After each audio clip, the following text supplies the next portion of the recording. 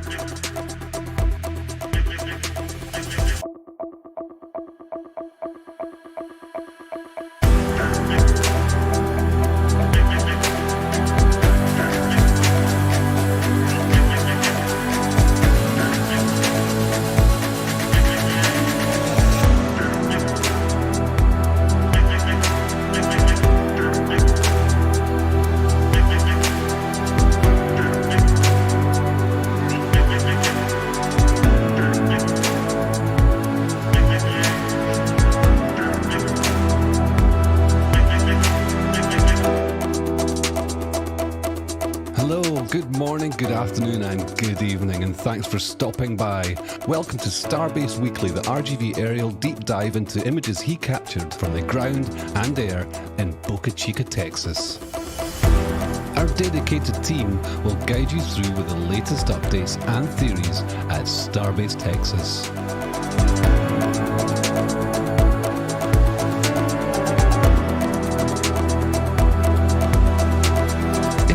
Channel, be sure to hit the subscribe button and the bell icon for future streams.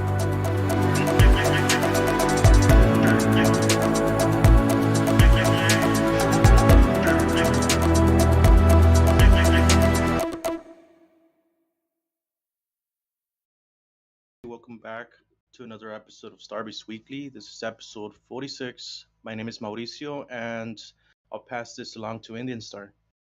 Welcome, everybody. Welcome to a Sunday episode. We just wanted to keep you guys all on your toes. So today we have lots and lots of stuff, ground photos and aerial photos, over 200 of each. So this is going to be fantastic. How about Jaxie? Well, hello, everybody. Once again, happy to be back. And yeah, we have a lot of stuff to look through. Should be fun. I guess we'll pass it over to Grandpa Joe. Hey, Jax, thanks for that. Man, another exciting week, and glad to be back. Wish I was still in Starbase like some of our friends down there, but hey, we'll get to see it through the eyes and ears of Mr. Mauricio. And I just want to say real quick, it was such a pleasure being down there and getting to meet you, Mauricio, and hanging out on the live stream. And man, looking forward to doing it again. Yeah, of course, it was really fun. We got to do a flyover with Grandpa Joe and Zach. For those that missed last week's episode, it was really fun. And true to my word, I even slipped you a 20 on the roadside. Oh, goodness. Oh, yeah, you got that photo for proof?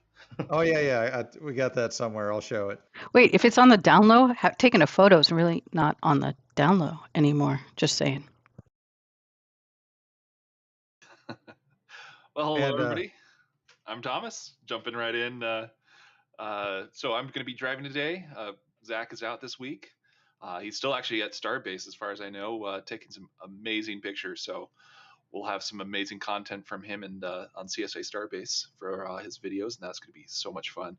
But starting off first this week, we have a lot of good aerial shots from Mauricio. So Mauricio, how was the weather? First off, I see some clouds here. How was the weather this week on the flyover?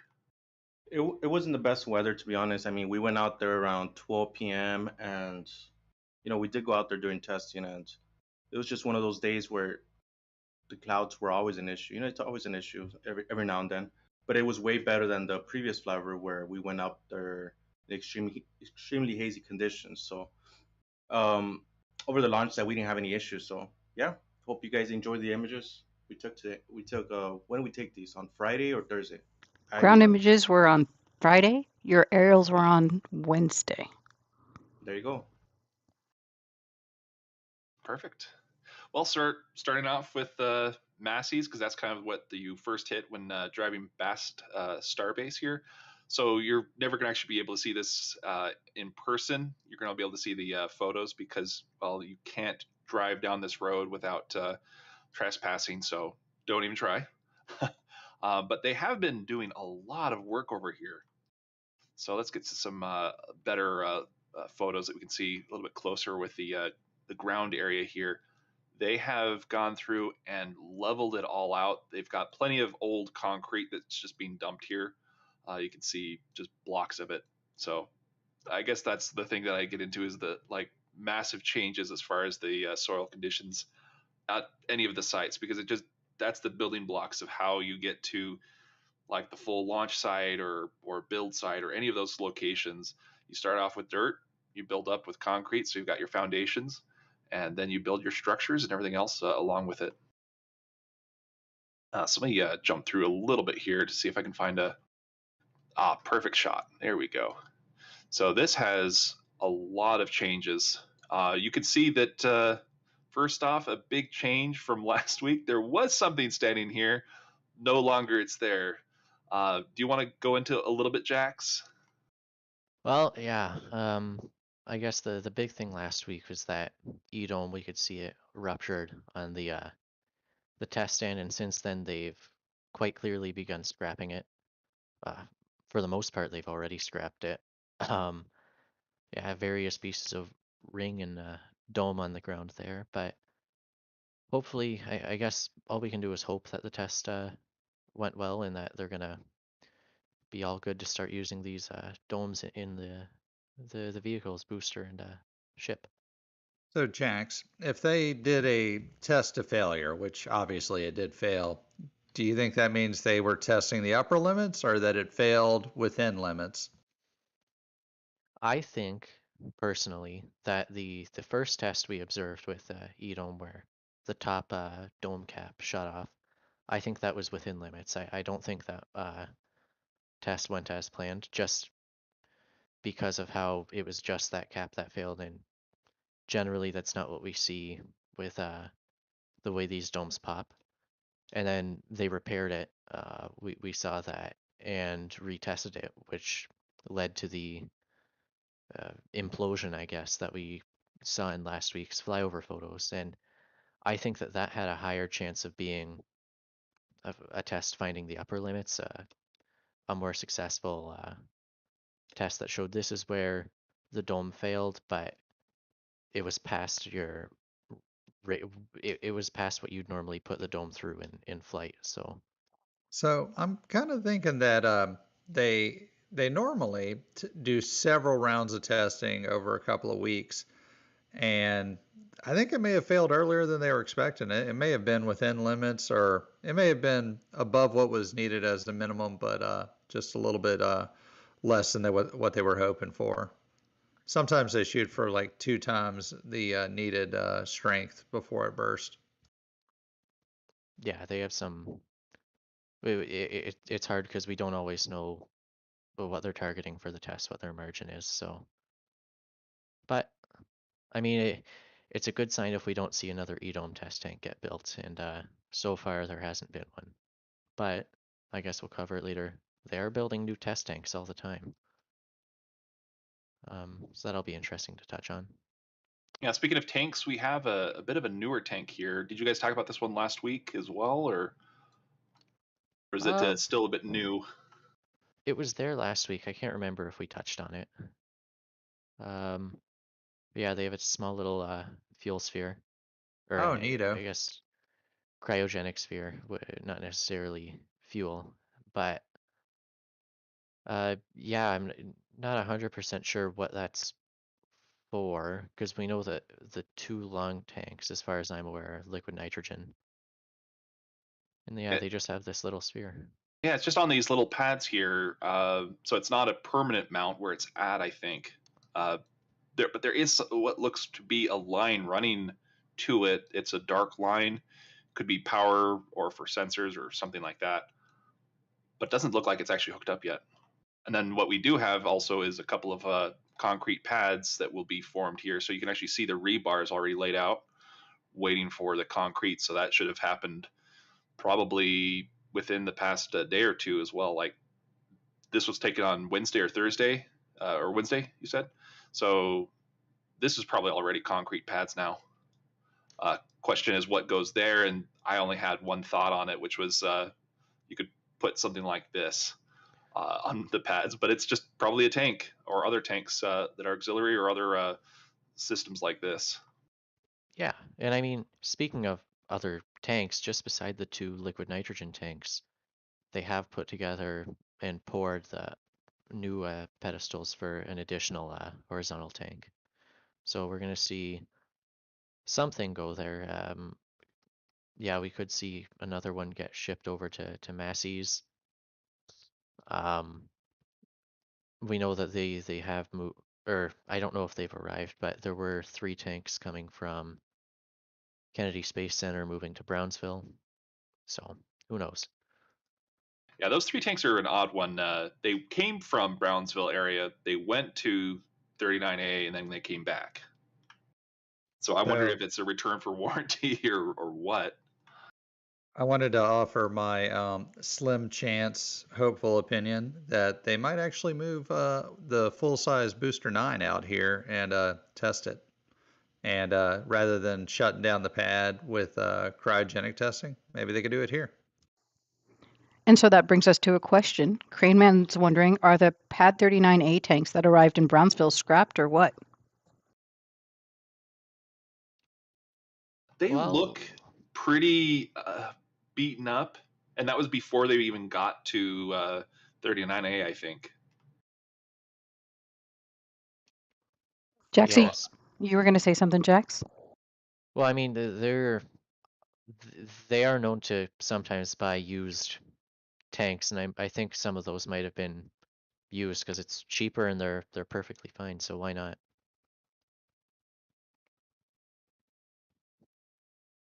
Yeah, I'm it'll just trying to think about how they would go as far as using like refurbished tanks and then finding that there was defective elements to them or something along those lines and maybe returning them. That's why I think it's like under warranty, and they're like, nope, it's been refurbished, but it actually isn't basically up to the standards. It's my best guess, but it's just a random guess on that. Grandpa Joe, your idea is interesting that they would, let's say, bring a booster out here to basically cryo-proof or cryo-test it here instead of the pad. So you would have to have the third tank in here. These are all, I just believe, nitrogen tanks that would be sitting here. So still, it would just be a cryo-proof of nitrogen. I don't think they would have the capacity for just these 3 tanks for a booster or even really a Starship for that matter. It would be barely enough for the full LOX tank and some of the methane tank, I think, on the Starship for those 3 tanks.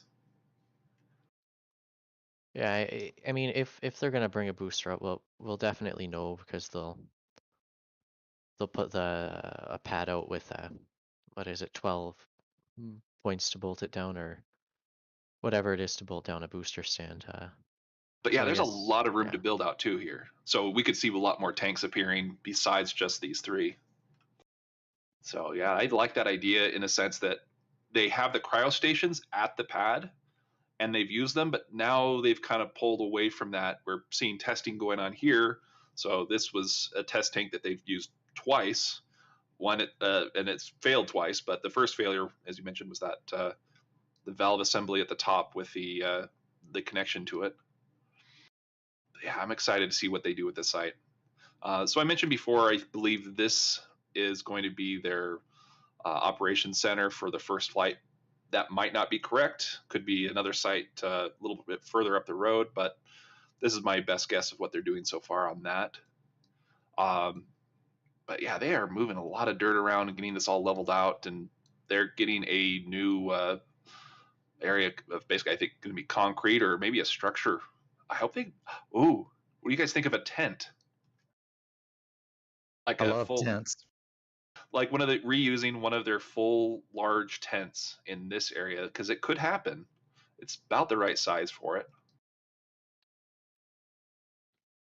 It'd So be nice.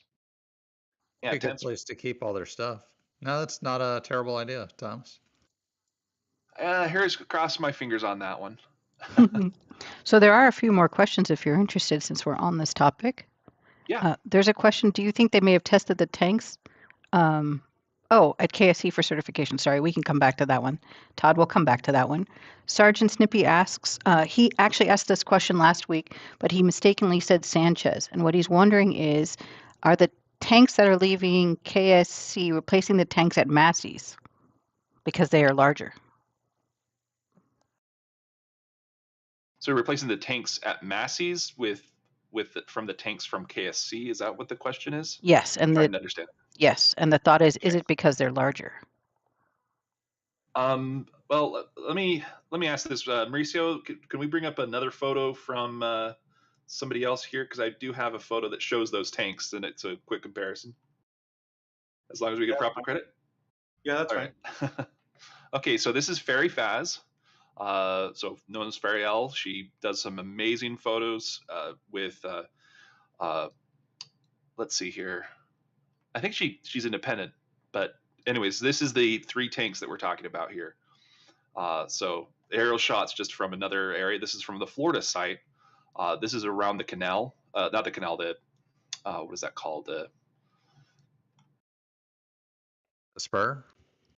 The spur of the canal. It's whatever they call the area where they dock all the ships and everything else here. I think they call it the canal, don't they? Or Port? the docks. It's the port. It's the port. Wow. Cape Canaveral Port. Okay, sorry about that. Anyways, you can see that the tanks look pretty rough, beat up a bit. But these are the tanks that we've been talking about this whole time. But this is something you can find off of Twitter. So it's Fairy Faz is her handle, or Fairy L. So just give the credit for there. But yeah, so anyways, the Massey site here, those tanks are about actually the same size as these ones, or maybe just a little bit larger as capacity. The hard part is you see the exterior of the tank, you don't see the interior of the tank, so you don't know how much insulation it has. So if there's more insulation, you're going to get less volume out of it, and then you're always going to have what is the ullage, or the gas of the inside of the tank, and that also takes up capacity. So those are 2 things that you have to look for and understand, like what it can actually hold. So if it ever has a label on it, perfect. Now you actually know the exact quantity it can hold. Did we have any other questions or follow-up questions to that? Nope, that's it for Massey's for now. Okay. All right. Do you want to jump already to Sanchez? Sure. Oh, And yeah. Speed run to Sanchez. while you do that, I do want Nice. to call out a couple of people who have donated things. Jim Cavett actually donated a membership, an RGV aerial membership, to Mikhail Stunland, who received it. And Carl Furstenberg was able to donate 40 Swedish krona. So thank you both very much for your generosity. We truly appreciate it. And now back to you, Thomas. All right. Thank you. So we have seen a lot of changes here at Sanchez. So first off, this area right here, we saw, I think last week, this kind of appear with the fencing. Well, now they've got a full-on like generators, and I think it looks like the system that they use for separating out water from the vehicle. So they put basically like compressors with generators where they separate the water from the air and maybe even get rid of the oxygen. So like this would be the nitrogen separator. So oxygen, nitrogen separator. I think that's what we're looking at here, but much larger versions of it. So it's very different. Like this is almost like it's for a rocket garden, but it doesn't quite match. So we'll get to that here in just a minute. But yeah, this is just very clean. There's only these 2 trees, and then these trailers and a couple other things. But I'm really wondering what they're going to do with this site. It's pretty fresh and clean. So you'll notice these holes. These were from the stairs that they put in. Like they were building them here, and it's the stairs that go over it to the high bay and wide bay. But those are stairs that are the holes for the stairs that they had as the footings to start that. So let's see if I can actually grab the photo here directly. I'm going to skip to. While you grab it, I also want to shout out Jim Cabot for his $5 Jack's Coffee Fund. Jax, we've started a coffee fund for you. Do you drink coffee? Oh yeah. Uh, He yeah. just naturally sounds like he's sleeping. Yeah. Apparently, I'm pretty quiet. I'm not sure exactly what to do, but sorry about that. So far, I think you're good. Everybody is now saying that the sound is good. So let's hope that that coffee fund is just for coffee. Okay, so now that I've got the picture here, I have the trailers that are the current ones that they use when they're basically compressing air into, it's basically nitrogen into the vehicles to keep them upright. So they have several of these trailers, and they're smaller. So you can see there's 3 of them here.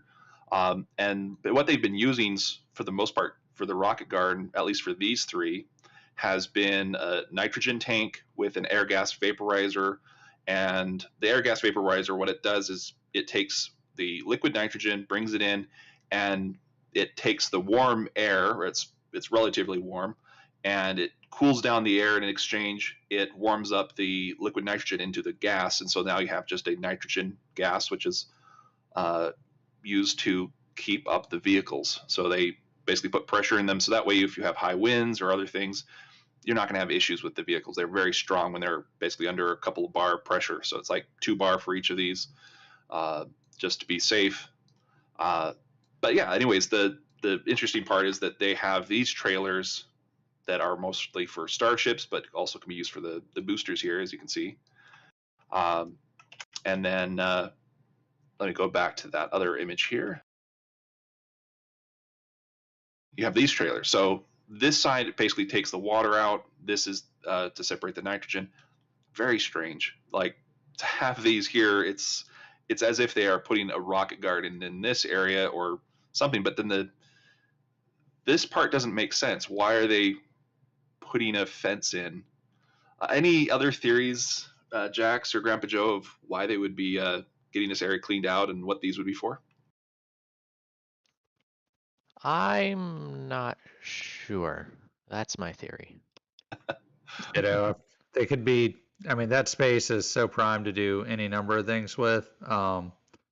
Yeah, no. Storage, air gas, power.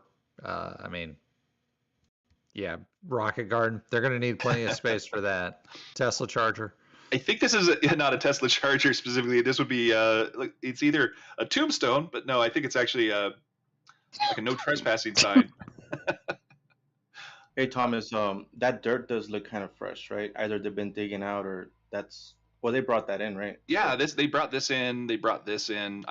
It may have come from Massey's, for all I know. So this looks more like a gravel or something that's a bit more refined, but this is just some other like topsoil type of dirt. I do like the idea of a rocket garden in that particular area. Oh, that'd be awesome. How many ships and boosters can you fit there? As many as we want. As many as I want? I'm gonna say like 5. See if I can find a good picture that shows the whole site here. So I've got the rocket garden here in this area. So we could actually put all of them lined up right there like these are, plus maybe another row. Maybe No, I think the rocket garden is longer than that. I think you can fit 3 tall by, and then another 3, and then maybe another 1 or 2. So I'd say 7. Okay, I'll go with 8. Just be on the high side. So if they ever get 8 or more, I win. I'm going to be cruel and say time to start scrapping. Grandpa Joe, wash your mouth out with soap. Hey. Now look, that said, if anybody wants to buy them or take them, I would be glad to give them away. But Good, you're glad to give away things that aren't yours. Fabulous. well, Elon said you could have it. You just got to pay for shipping and handling. That's going to be very expensive. So expensive. We've heard about that going to basically the rockets going from the rocket garden all the way up to, let's say, the airport. There's a lot of power lines in the way, and there's a lot of roads that you'd have to close between there and here. Mostly it would be Highway 4, which it's very active. I mean, I don't know how many cars they have, but it's considerable. They would have to close out the road so that they can move it down the road, and these cars wouldn't be able to make it work, which maybe like on a Sunday would be okay. While we were down there, they were building turnoffs, so maybe that might be a spot where the booster could just go off the side of the road and let all the traffic pass for an hour and then keep heading down. Good point. They do need those turnoffs for when they start putting these on sea launch platforms and launching them at sea. And so they're going to use Highway 4 and then the access road to do that. So I'm interested. Where are those turnoff points approximately? They're anywhere from there's 2 or 3 of them. They start about a mile up the road away from the beach. Okay. And so is this at the launch site, and then you have a couple of turnoffs there, and then they're going to be doing turnoffs further up past Sanchez, or? They're just doing an improved, like a runaway truck ramp. They're just doing improved surfaces off to the side of the main road. And it might be for that sort of stuff, just so that the large vehicle can get off to the side, let traffic pass. Or it could be a turnaround as defined by the FAA PEA assessment that said they needed some turnarounds. Yeah, I heard about the ones for the launch site, and you already seen that those are occurring now. Is that right? Oh yeah, they were they had dug a deep hole there and they were filling in road base, and they've been working on those pretty steady. And they need it. It's kind of tight right there. I'll have to take a look here when we get to that launch site area, because I'm curious about that. Okay, so we'll stick with Sanchez for now. One big piece that's occurring, obviously, is the tent.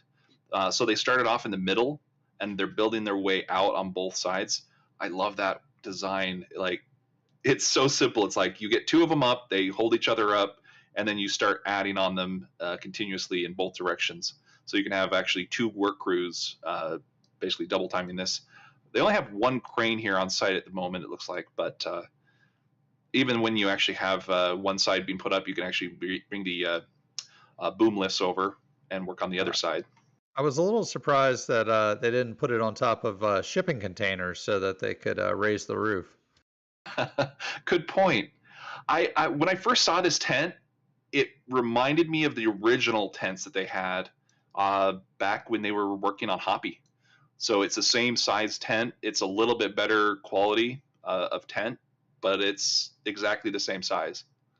It's just incredible how they've come full circle on these things. So they started out, this entire area was nothing but a field, and basically this building and Maria Pointer's house, which is down below. And that was pretty much it. They started building in this area down here and have really just made massive progress. Like, they even have this area, which is just a private area for them, for all their workers to get different parts of the Sanchez site. They actually have 4 stop signs here. Like, it's incredible how much they've improved not just Sanchez, but the whole site in all. So there's sorry. Yeah, go ahead. There's a couple of questions about Sanchez. Fabio Fusta asks, will the new tented Sanchez cover the concrete slab all the way? I suspect it will.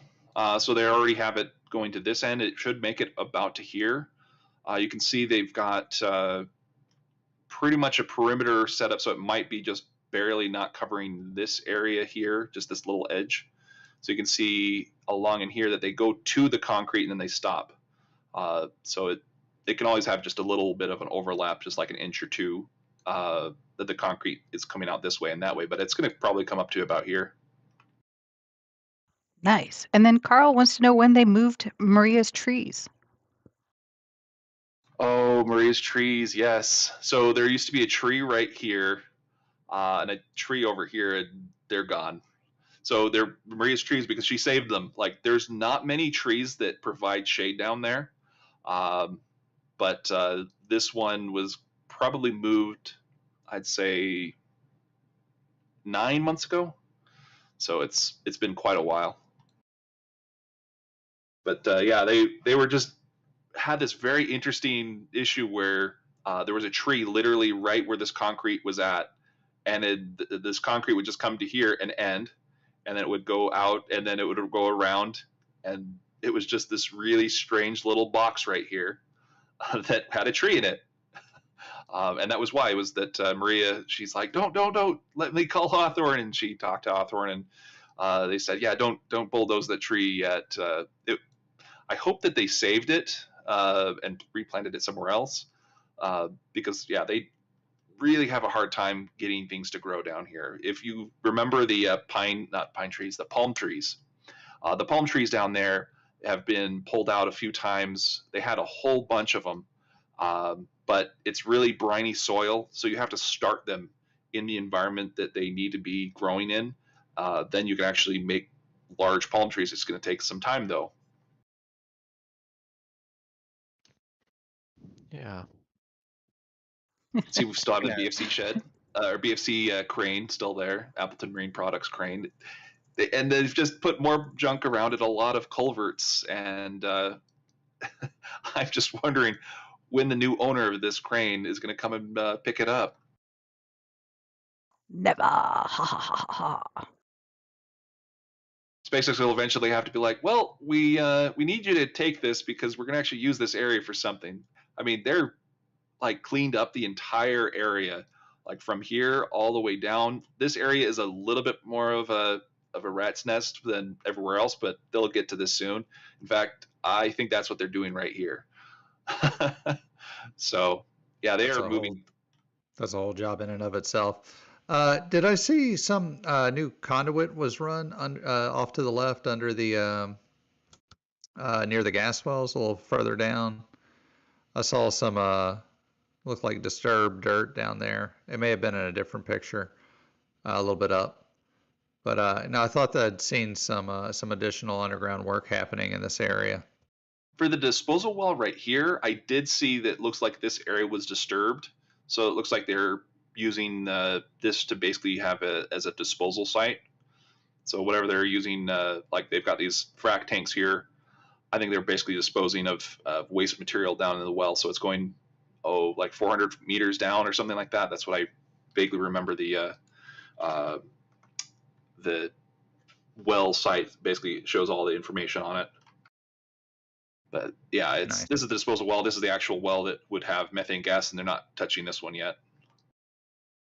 Yeah, I really wish that methane well had been super productive. Boy, they could have used all that for a lot of fun stuff over there. You did say something about pipe work. There is something new over here. Lots of pipe work. Ooh. So Yeah. this is another frac tank right here. So that means that it basically holds lots of weld or water that's contaminated. So let's say for reverse osmosis, one thing that you do, and that was at Massey's, there's this remote reverse osmosis facility there. They go through and purify the water down to a basically clean, drinkable water without any contaminants. You actually have to add minerals back in. Excuse me. And what you'll have as a residue is very contaminated water. So it's muddy, it's silty, it's got all sorts of oils and other things in it, and you would stick it in here in a frac tank like this. So what's interesting about these pipes is that these look like there's one of two possibilities, but the possibilities are more limited to one side. So green pipes like this typically will be either for a natural gas or a water line, but the diameter of these are pretty small, and I don't know why they would be running like natural gas anywhere. So I would suspect that these are water lines. They have a frac tank sitting here, so I'm thinking that direction would make more sense. However, it could be a third option, and it's actually for these tanks. So they have brand new tanks here that are for nitrogen. So you stick nitrogen in these, and you can basically pressurize the vehicles without having the trailers. So like this trailer we talked about before, those were used to keep the vehicles all pressurized and standing. But like that would be the third option, and maybe a little bit more likely. But the fact that this is sitting here, I think it's something to do with water. Or and we actually have a water tank. we fill all the old boosters with frack water and call it a day. Those are some pretty tall water towers you got there. That's right. But yeah, so they do have SN2 sitting here as well. That is actually a water tank. And it's got a concrete pedestal. They even actually picked up that pedestal and brought it all the way over here from basically where the Star Factory is at. So that was probably about a year and a half ago that they did that. Can I ask Mauricio a question? Yeah, please, Mauricio. Mauricio, You there? What was he's the question? there. I was curious. You're in the flyover pictures. We go from a little bit cloudy in some of the photos to like perfectly clear. Is it just that everything kind of went while you were up in the air, or like? Yeah, so I started off at the launch site because that's where there was no clouds whatsoever, and there was quite a few clouds at the build site. But it's one of those things where you kind of just watch the clouds move, and when I see an opportunity, I take it. So do you So guys wait at the lift at the airport, or how does it work? I mean, we kind of just went for it, just try to see what we could see. You don't actually know until you get there what the clouds are doing because the clouds change and the weather patterns change as the atmosphere heats up Yeah. throughout the day. So you're gonna get different weather, different clouds pushing in, clearing out. Then you might get an overcast, a bunch of clouds making it overcast for the people below. But it's just I've got these pictures sequentially placed. So when you have an area like this, you're going around and doing orbits, and are you also timing it between when you're between the clouds to get good shots like these? yeah, it's there's a cloud. I don't bother taking a photo of it, so it's some shots might seem like they're not in order per se, but that particular sequence that you're looking at there, yeah, we're orbiting the build site and we got some clouds moving in. You can see them there, but yeah, it's you can even see some shadows on the first row right there. Yeah, I see shadows here, and they're all over the place. Wow, you really do great jobs on these pictures, Mauricio. There's so much 100% detail agree. in every photo. It's just amazing how much we can actually get. And you're at like what, 10,500 feet up? Right, 10,500, and just hope we don't go up higher than that. If it goes any higher than that, I know you can't take me for sure. But yeah, boy, being up there with you, these things are just specks of dust off in the distance. It's really amazing. And look, the best part is Mauricio's not even looking. He's just, snapping pictures like a pro. And what's actually your way of taking photos? Do you specifically have like targets in mind, or do you say like, well, I need to go through and get from Sanchez to the build site to like all the way through, or are you trying to like do panoramas? I mean, what's your thinking when you're taking photos here? Yeah, so when I go out there, we approach the site and I kind of get a feel of what the clouds are doing from a distance. So it's one of those things, okay, I'm going to start off at the launch site first because that's where it looks like there's no clouds whatsoever, which is what happened this particular time. So we start there, we get the shots that we need. I look back at the build site, it looks good. You know what, I tell the pilot, let's go back over there. And we start doing that. And, this particular time we actually started off at Massey's because we only get one shot at Massey's. I don't think it would have changed the situation if we would have done Massey's last. If you look at Massey's, it's just completely covered in clouds. We had to basically peek underneath the clouds from a distance to get these type of shots. But yeah, I got a flow that I do. It's just one of those things where you kind of just wing it as you go, and just muscle memory. Just okay, I think fast, get whatever the shots that I need. That's all I'm thinking when I'm out there. Get the Yeah, shot. like you're like ducking and weaving, it looks like, around these clouds. And obviously you're not doing that. You're taking pictures right when you get in between the clouds, right here, and here, and here, and here, and here, and even here. Like all of these had clouds in them at one point or another, except this one. This one's like perfect without any clouds, but like you have to deal with what you've got, and that is amazing how much time and effort you put into this. Actually, real quick side note, what is this? I see this vehicle. You took a picture of it. I I put it in the Massey's area because that's just along Highway 4 here. But what is this, and where did this go? Okay, so I see a truck leaving Starbase, direction from Starbase. So I'm thinking this had to have come from either, I think, the production site, because I saw a couple of people lifting up the items there at the top right, but I didn't know where they were going. So I just got a photo of it just in case, as I was Okay. leaving Starbase. So it's just one of those photos. Yeah, I just recognize it as a bunch of stands, maybe something that is for welding, but I just can't really put in place what everything is. I see a bunch of I-beams, and I don't know what this boxy shape is. Looks like it had an I-beam in it, but it's also rounded off the edges. So I just looked at it and thought, wow, that looks interesting. I just don't know what any of that stuff really is for, or is, or where it's going. So thanks for the humoring me there. And well, there's Yeah. a question too from Turdo W. He's asking, do you use manual focus, and is it set to infinity? But do No, you I use set it manual to focus? infinity. I actually use, surprising, I use autofocus because it's so hard. Like, for example, if you're using manual focus on the Mega Bay, it's really hard to get the focus. You just kind of want to shoot as you go as fast as possible without having to trying to adjust as little settings as you have to. I do shoot in manual, so I do adjust the shutter speed a lot when I'm up there, because sometimes you get cloudy, so I have to open up the shutter speed, but you can't open it too much because we got the plane moving side to side. We got the vibrations from the engine making, because I use the door as I would say like a tripod per se to stabilize my hand, and sometimes it doesn't work out so well because that door is also moving too. So yeah, it's all manual settings except for the focus. I use autofocus on that.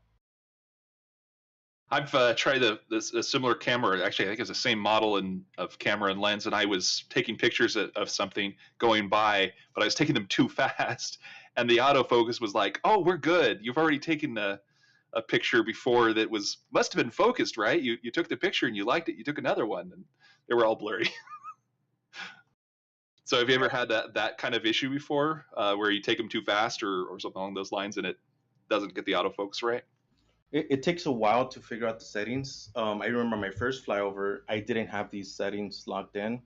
So I got back to my truck after the first flyover, and most of the shots were blurry. So that's something I don't really like to talk about for the most part, but I got them down already. I mean, it's all about knowing the settings on the camera, to try and get experimenting with different stuff. I do use a low ISO as low as possible to try and get the most resolution out of the images. Yeah, there's so much detail you get out of these. Like, you can tell what things are from so far up. Speaking of which, I'm still anticipating the top hat, and well, the piece that's missing now is probably off at the build site. So actually, Jax, do you want to talk about where that element is? That's I guess you could say an adapter, not adapter, a test article for the staging. So yes, the Booster 6 test tank.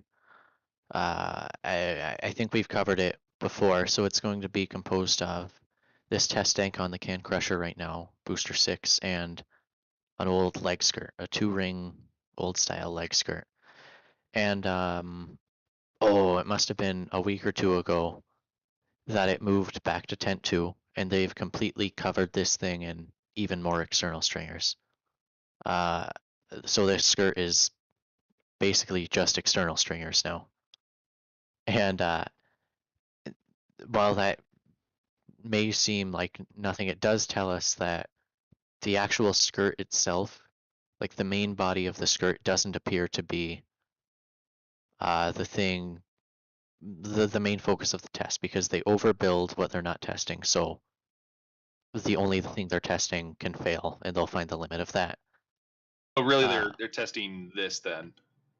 Seemingly, it'll be either the booster side, or it could possibly be that interface lip kind of kind of bit, but it doesn't seem to be anything shipside, for the most part at least. But Okay. yeah, I guess we'll see that come back out to Sanchez soon, hopefully, and they'll be able to quickly crush that and move on to other stuff. What's interesting also is that they've rearranged the tanks. Like they've had this tank on here. It was originally this little tank right here. Then they went to this bigger one, and now they're back to the smaller one. And then they also have this extra little vertical tank sitting here with the rest of it. So it looks like they're still going to go for a pressure test with water inside of here, and then this will do additional pressure, I suspect. But yeah, it's kind of an interesting test that they're going to do an interstage test with water. It's supposed to be uncompressible, and then the rest of this would either be water or maybe a gas. I don't think they would use a gas just because you don't want to use gases for testing like this. You want to be able to not have it compressed and see where it actually fails versus being compressed and then it fails. Because you can always bring the air into it or bring pressures down. It's just an interesting one to look at. So let's see. Do you want to go ahead and look at anything else yet, Sanchez, or do you want to go right to the build site, Jax? Well, I mean, obviously booster rate's here now. Yeah. Saw that move over earlier this week. I think it was earlier this week. Did we notice anything different on the top of booster 7 4 versus 8? I mean, quick sensor missing. Yeah, I guess this is a good spot to compare and contrast the differences between the two versions. Actually, yeah, they are rotated differently. Yeah, but you notice some additional stiffening pieces on and those are the autogenous pipe. That's an interesting look at the tops to compare. Huh. I do notice they had the stubs for some of those extra pipes on B4, even though they weren't hooked up.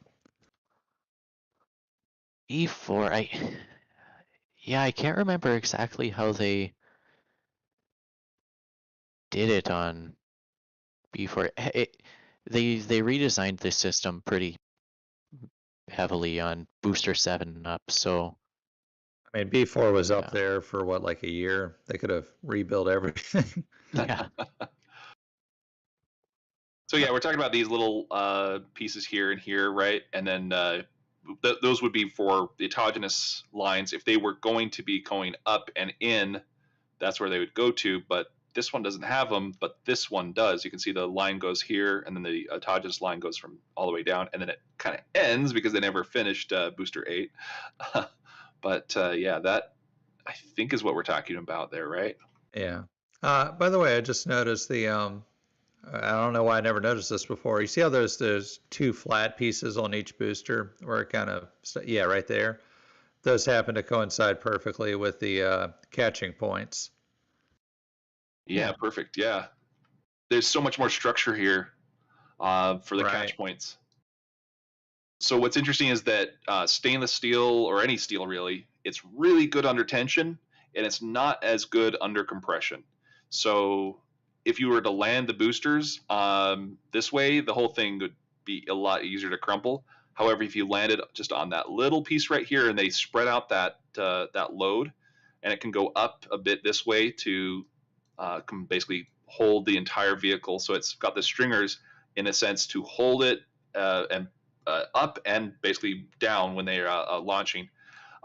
It keeps it all stiffened here, but the loads get transferred throughout the entire skin from the stringers and the rest of the skin itself underneath to the bottom. So think of it just as a giant rope that you're catching at these two little points on each of the boosters. They can basically be used to lift the booster. The booster weighs, around 200 tons or less. But with ullage, it weighs a bit, and the fuel itself, it weighs a bit more as well. So you're talking about more than just the 200 tons. Yeah, I think Elon had said B7 was 250 dry in the Everyday Astronaut Tour. Yeah, and that includes the ullage itself, which is just air in it, Yeah. right? Also, I want to give I'd a assume so. quick shout out to the Ring Watchers. They put together a great explanation of how those catch points work, that the staging mechanism between the ship and the booster, and you can see those in that picture pretty good. Yeah, Hmm. that was a pretty fun one to put together. Yeah, it's a good read. I suggest checking it out. I Yeah, I dropped highly it. recommend it. Yeah, and I saw Chameleon, who often contributes to stuff we mention in here. He did some modeling as well. That's super helpful too. So shout out to him. And I Okay, yeah. dropped it in the live comms right there. Yeah, I'm Yeah. gonna bring it up here.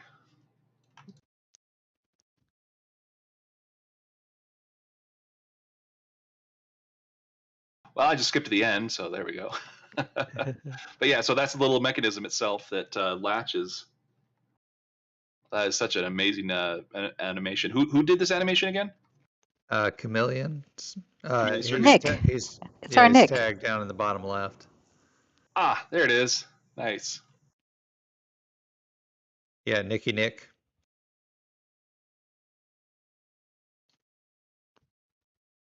Yeah, it's a pretty interesting system. Pretty simple too. It's impressive. And that's just that little piece that's right here, and it's on those three pieces here. And it's the same thing on all of the boosters. At what point was it they were going to do 6 and then they did 3? Was that? I think everybody assumed they'd do 6 just because the ship has the 6 points where the clamp connects, but as far back as we've tracked it, it's been 3. I thought just because booster 1 included. I don't know if one had 6 lifting points up top, but I don't know if one ever had that system fleshed out. I'll have to check on that as well. Now I'm really like wanting to dive into that history, if they were going to do 6 or if it was always 3. I think you're right that it was always 3, but there's that little bit in my mind that booster 1 was very special. Actually, it wasn't. Well, there was B1 and then there was a B3. Those two were kind of oddballs.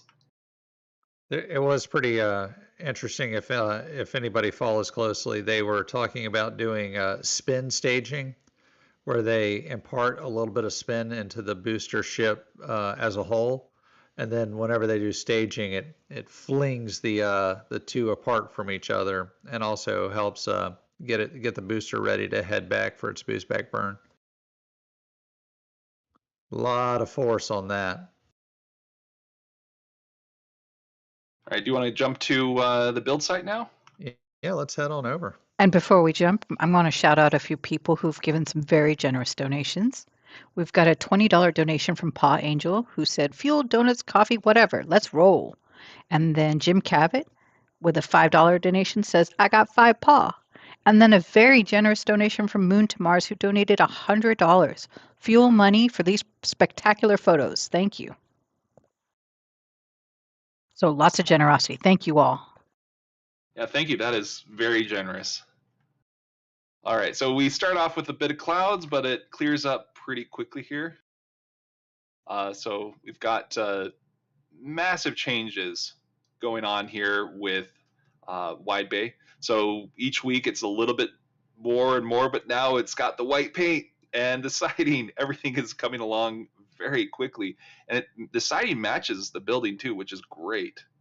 You don't have the issue of like mismatched colors, but it looks like they're painting everything white. So inside will be white, I suspect. And then exterior wise, it's just the normal gray that they have here, that charcoal gray.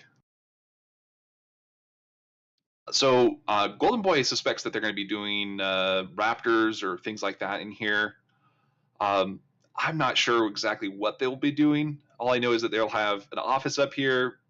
So far, no windows, or at least we don't see any areas with windows. And it looks like this is going to be an entryway. This isn't, and this isn't. So it's just going to have one main entryway, and then they'll possibly put in some doors like these, depending on where they need them. But yeah, this is going to be interesting to see. there's a hole right here. I don't think they're going to use the stairs in this area.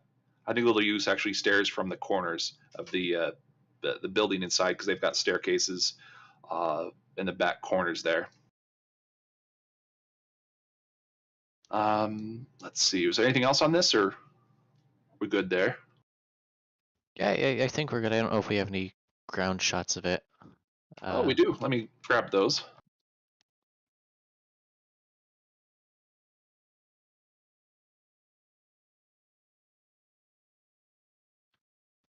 I recognize always- that building. Just always nice to get another angle to look at it. Yeah, thanks for reminding me of that. I forgot I had the ground photos too. I have them separated, so I'll need to go back and look at a couple of things maybe later.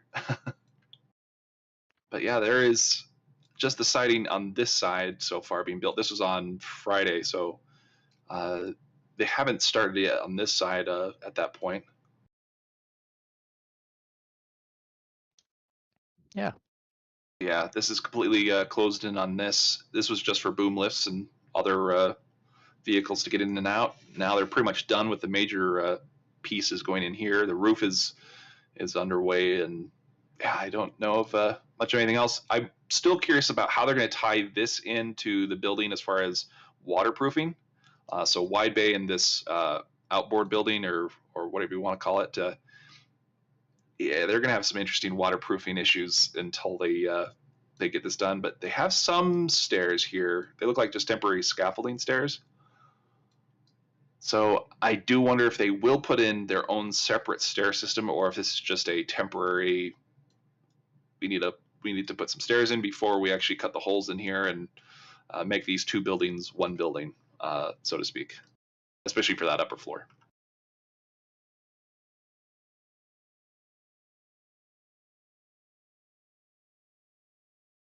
That's unique.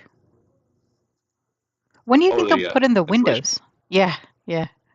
Well, I mean, you could put the windows literally in between here. So not this part, but on the top of High Bay 2, Mega Bay, Wide Bay 2. Oh, up here? Yeah, Wide Bay, I mean.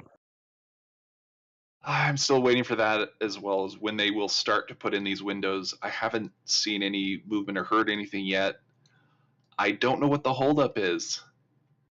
It's like all being prepped and readied, and it's like, okay, any minute now. It's, I guess, just the right time to do it. They will bring in some people and get this all filled out. Maybe it'll be just after the orbital test flight. They'll know what they're dealing with as far as sound. But they already have the glass purchased, so I don't think that's the issue. Have we seen the glass? I know we've seen. Yeah. Oh, okay. They have the glass, and a bunch of it's already up there. It's inside the top floor there, and it's just sitting there in large carts and crates that are vertically standing. We saw them on the ground. We saw them get lifted up, and a bunch of them put up here. I don't know if it was all of it or just some of it, but they do have some up there. It's just a matter of when. When are you ready to do that? And that'll be a fun endeavor to actually see this be done, just like a high bay. It's just, what is taking them so long? I have no clue. Yeah, I guess just not priority. They'll do it eventually. All right, so let's actually go through some ground shots and then go back to the aerials here right after. Perfect. So yeah, we're looking at Star Factory, and they're making some interesting changes here. First off, this actually has several bays that they can actually bring stuff in. It was looking like they weren't going to have anything there, and now they actually have something there. So it's actually cut out for bays. So that's what you see in this image here. So there is a question about. Sorry, go ahead. Sorry, I was just gonna say it's a shame they're not using the white paneling on that on that building. It really sticks out. Well, you know why it sticks out though, right? So the building itself, basically, it looks like the structure. I have to scroll down to the right image here. Perfect. Here we go. So this building, it doesn't have the roof quite finished in this image, but it basically looks like a flap. It's perfect. It's got the heat shield tiles on.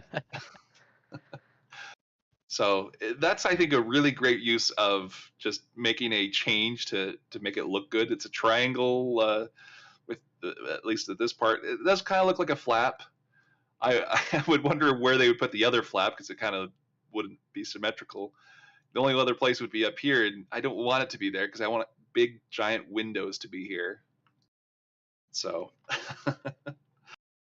yeah, that's a bit different. But one thing that really stands out is as we were talking about those bays right here, those front bays, that on the ground shots you can see that we've got these 3 bays here, and then the large open door here where you bring in all sorts of 9-meter rings and all the fun stuff there.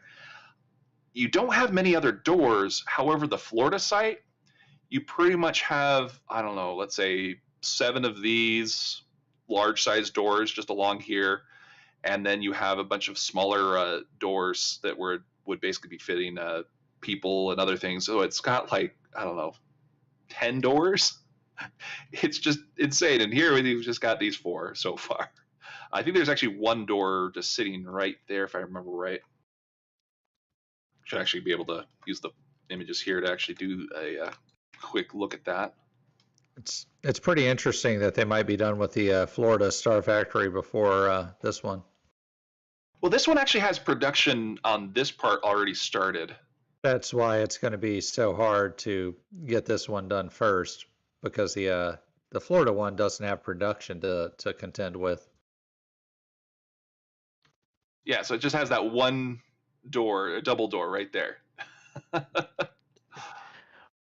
So I've looked at Greg Scott's photos. He's got the flyovers of that site, and it just is insane how much it is moving along. We have other problems, though. Of course, you've brought it up. We have these tents here. They're just kind of in the way of all of our Star Factory dreams right now. But it's a production site. They're building these things. They need the room to do it. And they really do need the nose cone tent right now because they have nowhere else to build them. So basically, by the process of elimination, tents 1 and 2, they go first. They start building that building here. It'll basically be a footprint similar to this one, where it's basically taking up a large area, and then they'll have the walls basically, I think it's fire breaks.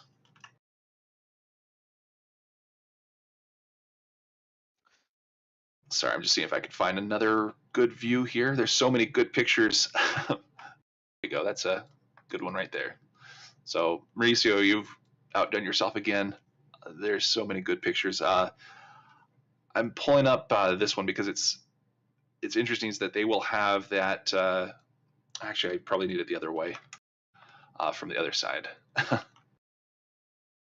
Let's see here. So while you look for your image, there is a question that was asking where does the steel come into Star Factory? Like, does it enter on one side and then rings come out the other?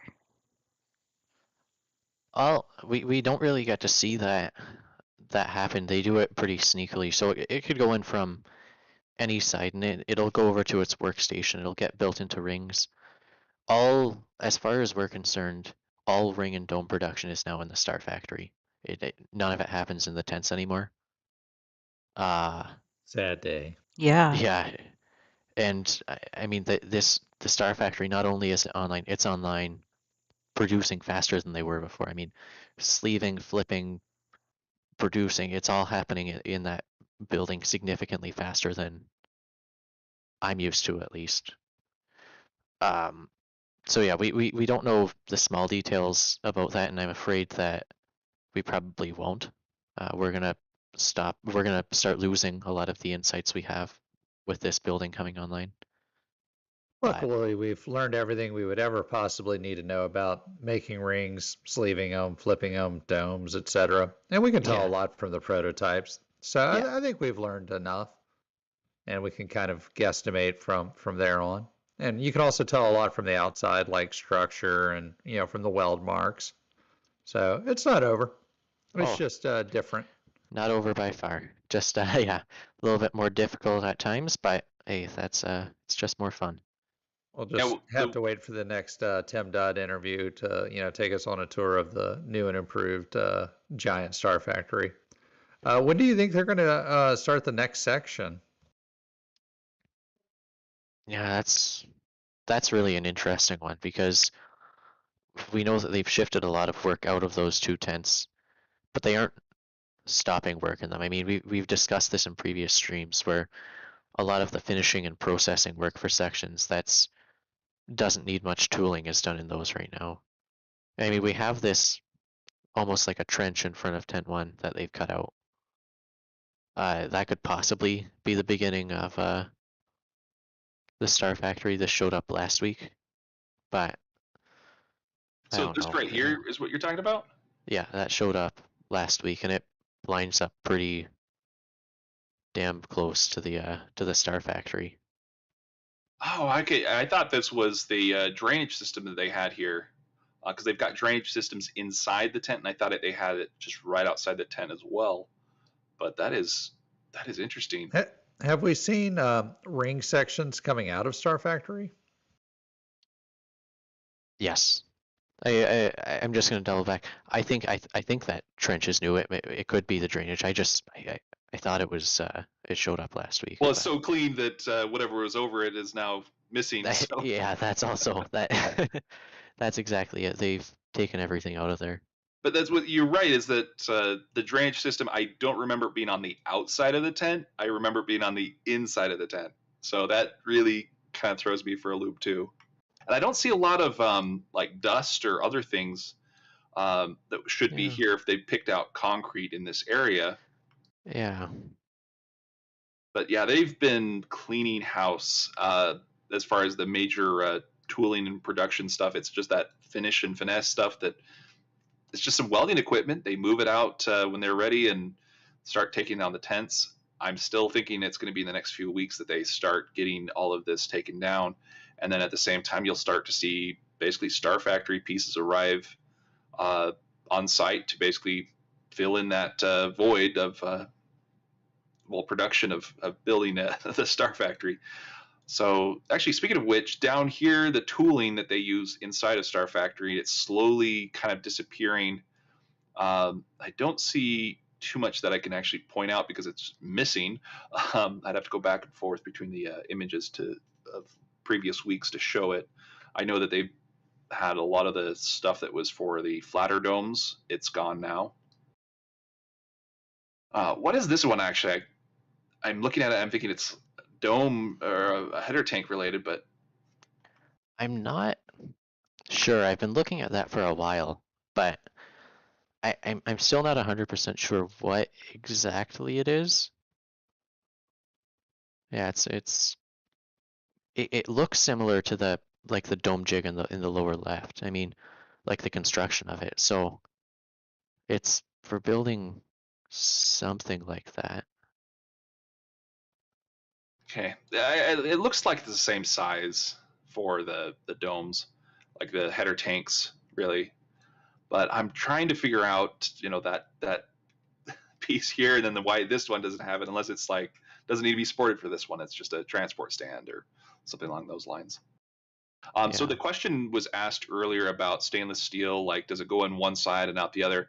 So this is the stainless steel, I believe that's the new stuff, and this is the old stuff. I think they got this pulled out from the scrapyard, so they moved it over here because you can see like this one is really old and rusty, and they have all sorts of different sizes. So we've got the 6-foot rolls, we've got looks like 3-foot rolls. So it's for different parts. Like they all have machines that are stamping out pieces that they need. They don't need to use the 6-foot rolls for everything. They also have like the 4-foot rolls for the bottom of the booster. So like this looks like a 4-foot roll right here, or maybe that's 2 rolls next to each other. I think that's just 2 rolls next to each other. So otherwise, this is the longest roll I've ever seen. The 4-foot rolls, they have like what, 3 of those at the bottom of the booster? Is that right?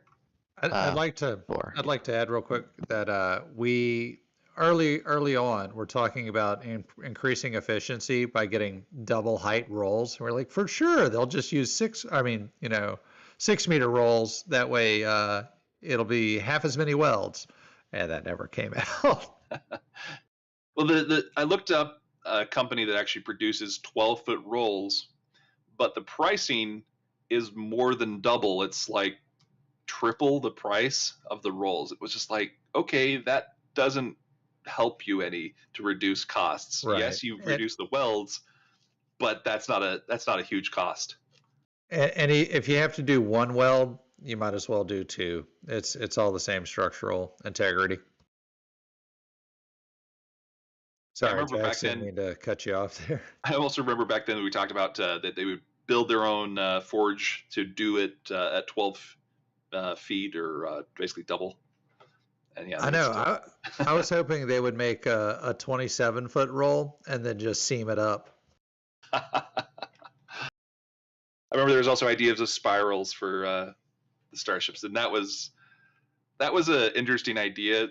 The people always thought, well, the problem will be that you have a single seam, and if you unseam that, the whole thing goes. Well, any seam goes, the whole thing goes. So that doesn't compute. Yeah, and welding up the dome, I mean, no, that would work too. You know what? I like the spiral seam. Let's go back to that.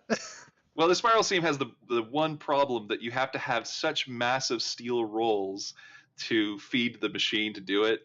It won't work right. And yeah, it's a weird idea anyways. Okay, which so cone is that right there, Jax? Yeah, so that's ship 28, the next ship that's coming up. That nose cone's been moving inside, outside, back and forth, but I mean it's coming along. They changed the tile pattern on it just a little bit, so that the edge of that trails behind the flaps that goes on the leeward side, they made the tile edge nice and smooth now. It's less bumpy. I read somewhere, and this might have been on one of your sites, that so 24 and 25 are near identical. 26 will probably be a transfer test.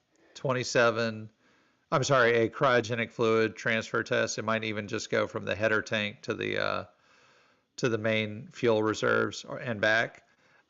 27 was going to be an elongated, larger Starship dispenser test, and 28 might be back to traditional. Well, I don't know. What do you think 28 is going to be for? So I guess starting from the beginning there, yeah, 24 and 25 are pretty similar. 26, yeah, I mean that's a tough one. We know that NASA had said that the second orbital flight demonstration would involve that cryogenic fuel transfer, which as far as we're aware is going to be ship 25 and booster 9. So yeah, it could be that header to mains transfer as you suggested. Then 26 could be some other kind of demonstration. I've liked the idea that they test out the aerodynamics of not having flaps or that kind of thing. Maybe see how quick the propellant boils off in orbit.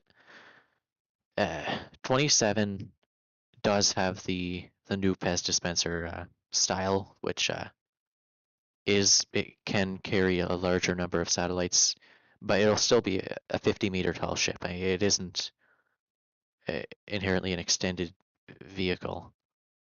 Then yeah, 28, I guess just back to normal Starlink shooting tiled flapped ships. It's gonna be nice. I need to do the calculations for everybody, but I roughly back of the napkin figured out that the maximum propellant delivery, I'm talking about the tanker ships, could actually be a few rings shorter than your traditional ships, and it would only be the only time you would need the elongated one would be for the storage. So you could actually end up with 3 or 4 different sizes of starships as dictated by the physics of the need. Yeah, it'll be interesting to see when they start building the vehicles of different heights. Yeah, I did like somebody said it's the Starship launch system, and it really is a system of ships. Yeah, that's a name for it. If only we could come up with an acronym for that. Oh boy. Well, if we could fund it with the other one, that would be better. Nice. I like that idea.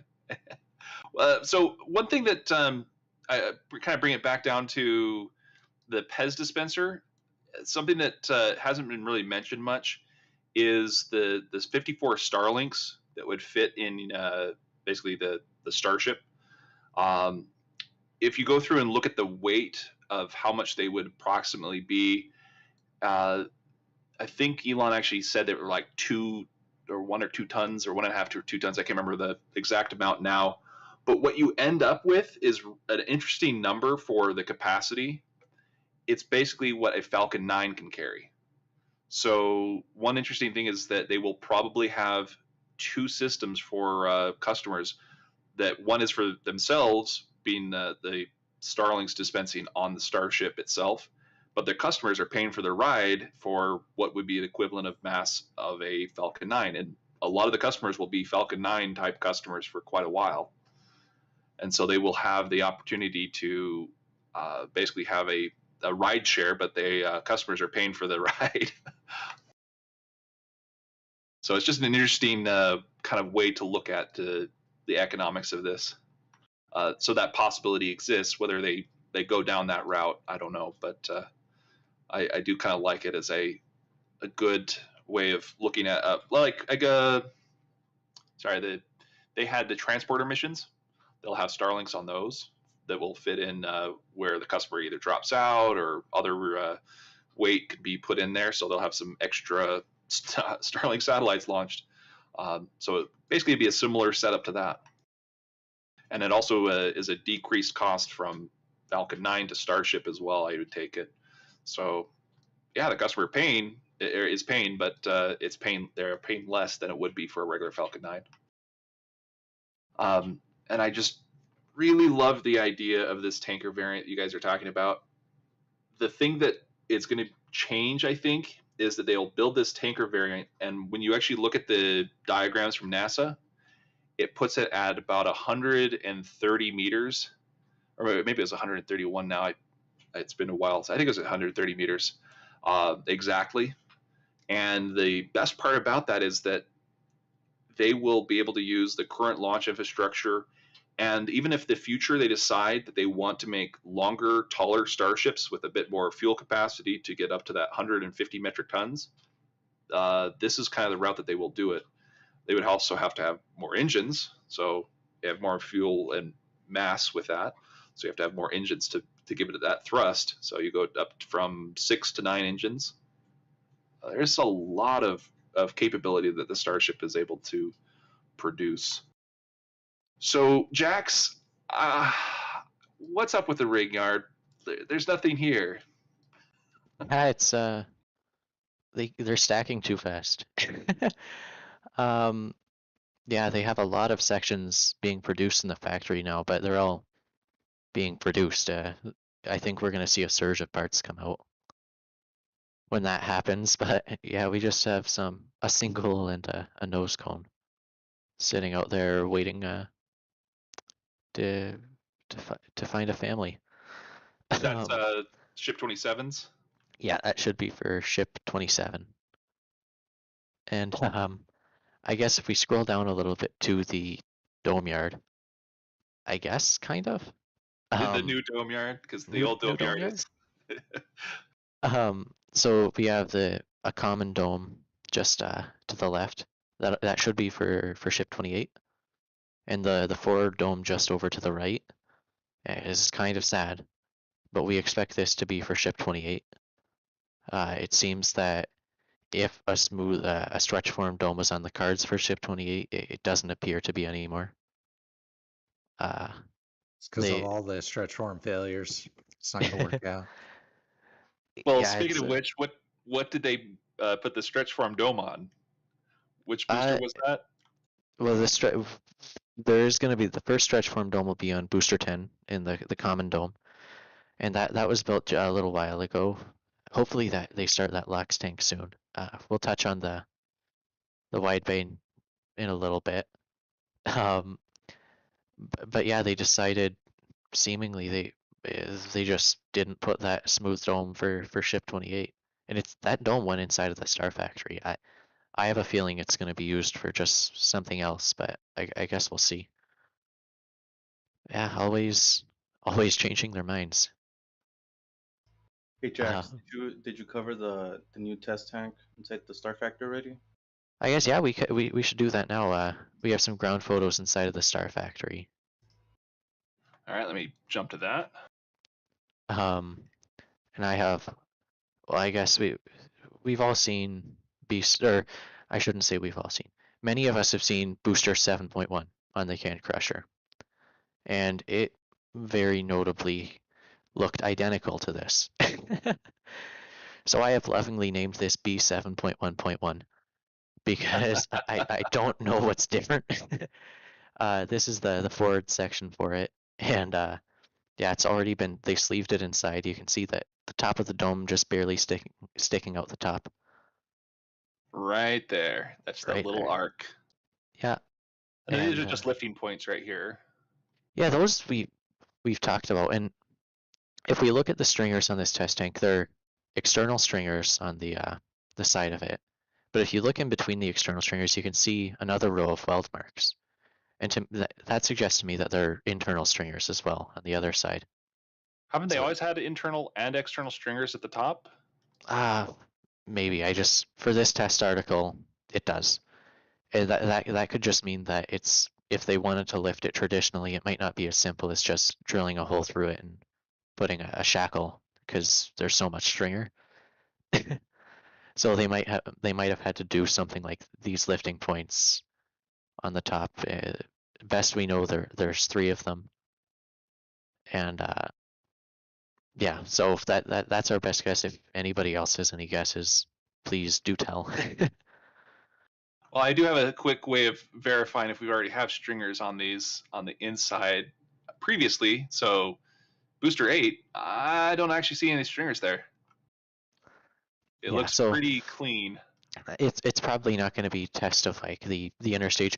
We don't know what quote 7.1.1 is testing. Funny enough, this section is actually labeled B7.1 Common Dome, but it was crossed out in red marker. The most confusing and like horrifying label, because that makes 0 sense.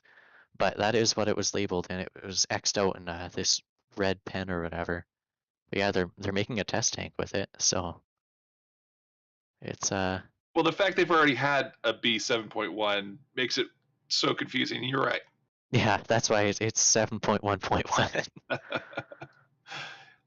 I would go with 7.3 or 8.3. I don't know, something. Everybody Not skips 7.1. 7.2. I'm just a fan of Windows 3.1.1. That's me, though. There we go. And yeah, we have some more sections just behind it. There's a new booster forward sleeve. You can see the hole for the load point just at the bottom. Right there, so it's upside down. That should be for the top of booster 11. And yeah, they keep pumping out these sections in the Star Factory. I mean, they built this section in the Star Factory, sleeved it, and have completed this all without us even seeing it. It's terrifying how hidden away it is. But it was bound to happen at some point. Yeah, we have a bunch of other nice ground photos as well, and I guess we should check out the wide bay. All right, so wide bay over here. Let's go down, scroll down your photo a little bit. Yeah, let's go this photo to the right. So booster 10, we haven't had a chance to see it in a little while. And it's because the methane tank is fully stacked, has the autogenous pipework, the raceway installed, and a grid fin installed, which we didn't realize happened. So yeah, they snuck that on. They put on 2 of them on this. I saw them do it. a while back, and I thought everybody knew about it. Wait, they have 2 grid fins on booster 10? Yeah. Nice. Well, yeah, we know they have the 2 others by ground fab. I'm just seeing if I could spot the other one in here, but I don't think I can because it's not on. I think it's either on this one or on the other one. I don't remember where they put it. I just remember seeing them lifting it. While it had one on, they were lifting another one, and I was like, "Oh my gosh!" And so it looks like they put on 2 of them. Yeah, I know they have at least the one we've seen this, and yeah, we saw them install 9s, but 10s they completely snuck it on out of nowhere. And yeah, when we saw this in the show and tell that on RGV's Discord, it was just kind of like, whoa, that came out of nowhere. But hey, always moving forward. By the way, I've got a question for Mauricio. So Mauricio, I'm looking at this.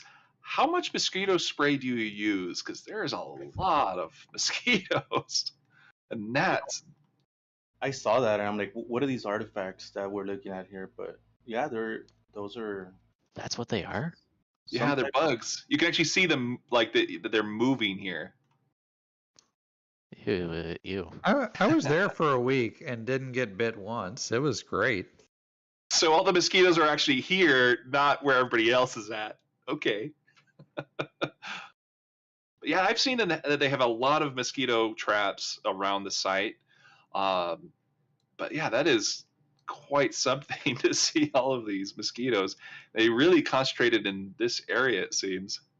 Anyways, shiny object.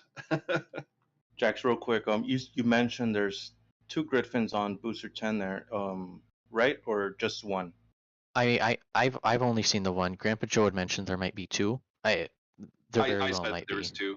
Okay, sorry. So if I'm wrong, it's me. Yeah, but I remember seeing them put it up, 2 of them on booster 10. Luckily, if I said it, we all know it's right. But yeah, I know of this one at least, and who knows if they've snuck more on since Friday. That'd be crazy to think that they could have like 4 grid fins on here, and if you can't see all the sides, you wouldn't know. But let me actually double check, see if we have any other. Okay, so this one's a little bit further to the left, I think here. No, that's actually the same spot. It's just zoomed in more. No, I don't think we have that. So maybe it would only be in an aerial shot if you can see it at all from this angle. Oh, actually, hello, this is the one I would probably be looking for. So no, it does not have one right here. So if it does have one, it would be back here or on the left side over here.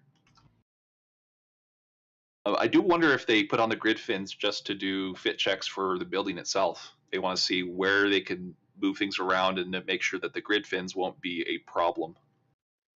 I mean, yeah, it always helps to do that, but just from a completion standpoint, I guess it's about time that they should be going on. They haven't even started the LOX tank, started stacking that, so they're definitely working ahead. Well, so are they doing basically a top-down approach to building the boosters?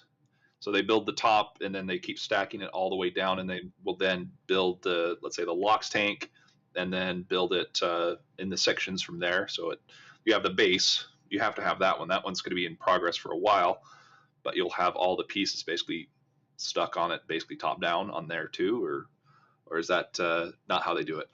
Well, they definitely they stack top down, so it'll go the forward section, then the barrels go underneath, common section, then the barrels go underneath. After that, it becomes a little bit, at least as far as I've seen, it becomes a little bit more disorganized. They just kind of work on what they work on.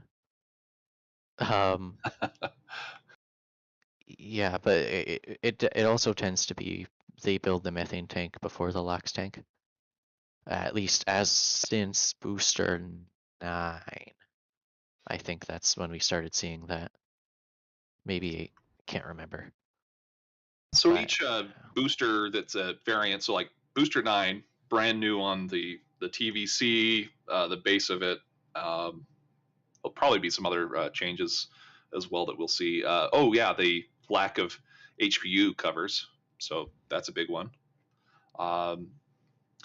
They're going to be basically having manufacturing changes as they make vehicle changes, but eventually they'll have kind of a standard run where they decide this is how we're going to do it, and it's going to go in one side and out the other. It's just that pull and push system that they would use for any factory. So they'll have some parts that built up here and there, but they will know that they need them soon, or that they need this one and that one. And it's going to be at a certain point, you'll see the stacking be the choke point. So they're just sitting there waiting for them to stack, and everything else is ready. Or maybe not even the stacking.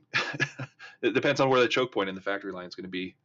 So right now, I think we have the choke point is the Star Factory itself.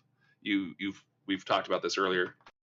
The ring yard is just empty. It's got one ring, nose 27. Yeah, that's what was it called, Mr. Quint? Mr. Quinton.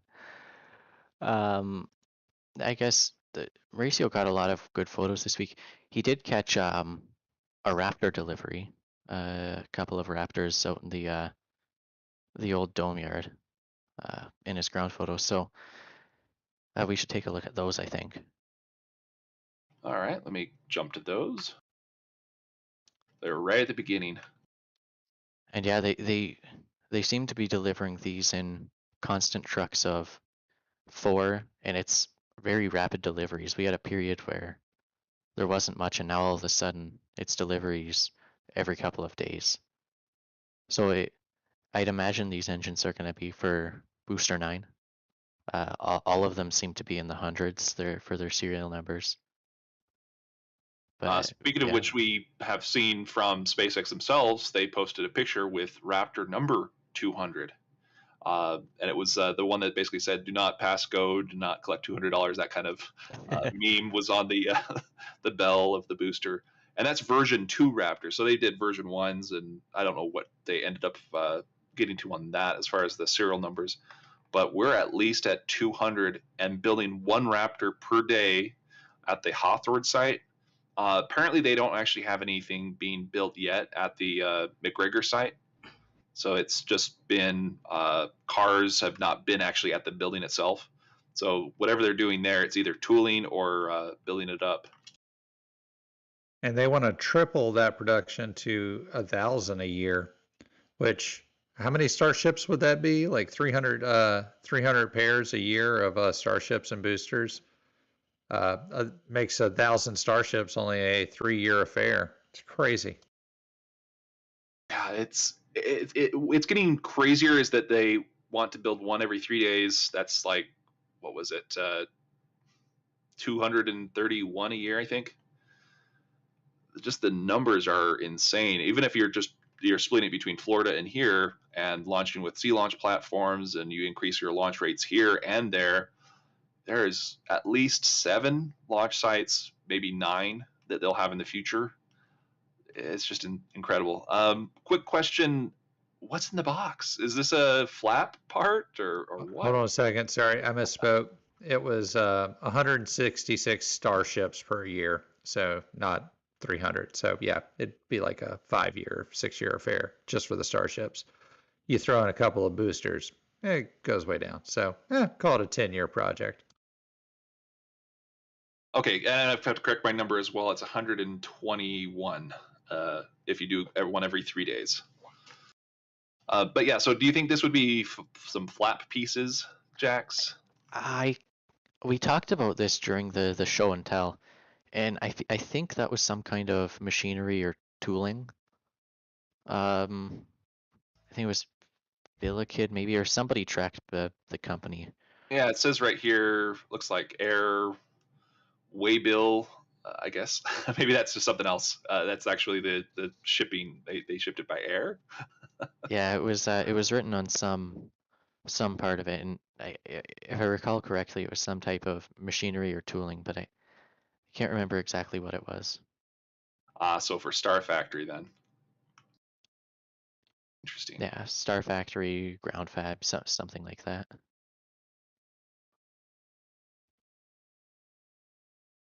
So let me see if I can actually grab the photo, because you were talking about this with the number of Raptors that came in.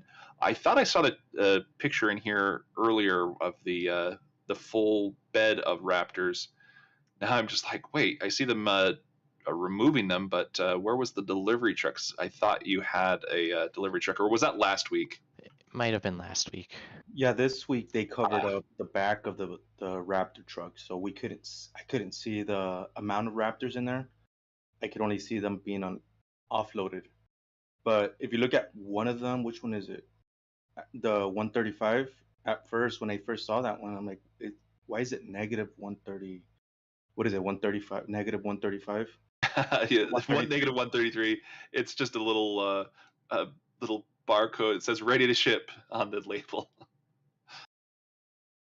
But yeah, that's got a little QR thing. Probably it says something about its number being 133. That's what these QR codes will typically have, is either what's on the label already.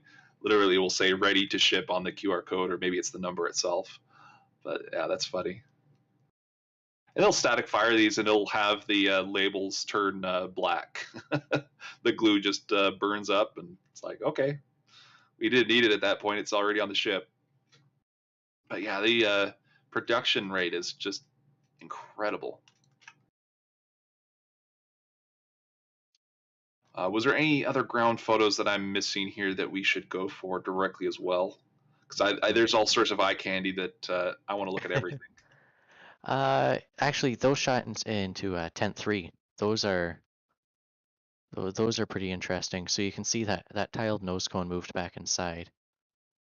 And, that'd be 28s. Yeah, 28s. And if we flip a few photos to the right, okay, that one works. You have ship 28's nose cone, ship 29's nose cone should be that behind it. And they've started building ship 30's nose cone. He looks like he's not impressed. Yeah. But yeah, that nose cone should in theory be for ship number 30 sequentially. So wow. So how do they align with the ship nose cone number? Because that's another weird one. Ship 30 will nose cone 32, I think. Okay. So, NC 32, I think. But yeah, it is amazing to see the lineup of progress. Like this one, you could see that it's still undergoing building. I think it's actually a bit short. Yeah. So they still need to add the ring below it. So it needs to get stacked, and it'll be just as tall as the rest of these. This one obviously has the cones, or the tiles, and the pins. This one doesn't have the pins, so the progress is kind of cool. Like the one thing we're missing is the pins on here, and then the tiles, but you can't get it all.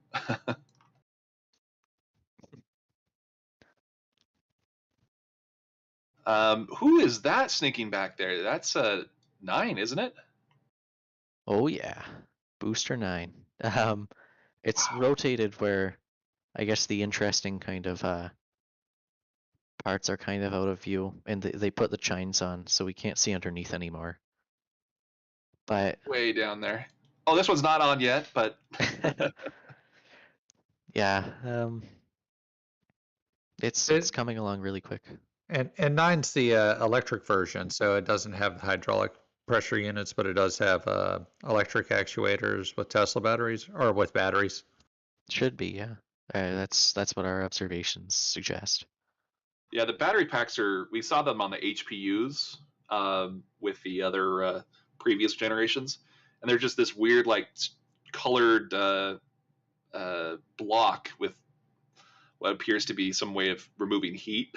So it has basically some fins on it, but it's just this compact battery. So it's high voltage, massive amount of voltage all at once, instead of it being a like Tesla with a long-term duration. Like they went through and jury-rigged the Tesla batteries to make them work the way they wanted them to. Hooking them up in parallel rather than in series. Yeah, that kind of thing, yeah. You can get a lot of short-term power that way.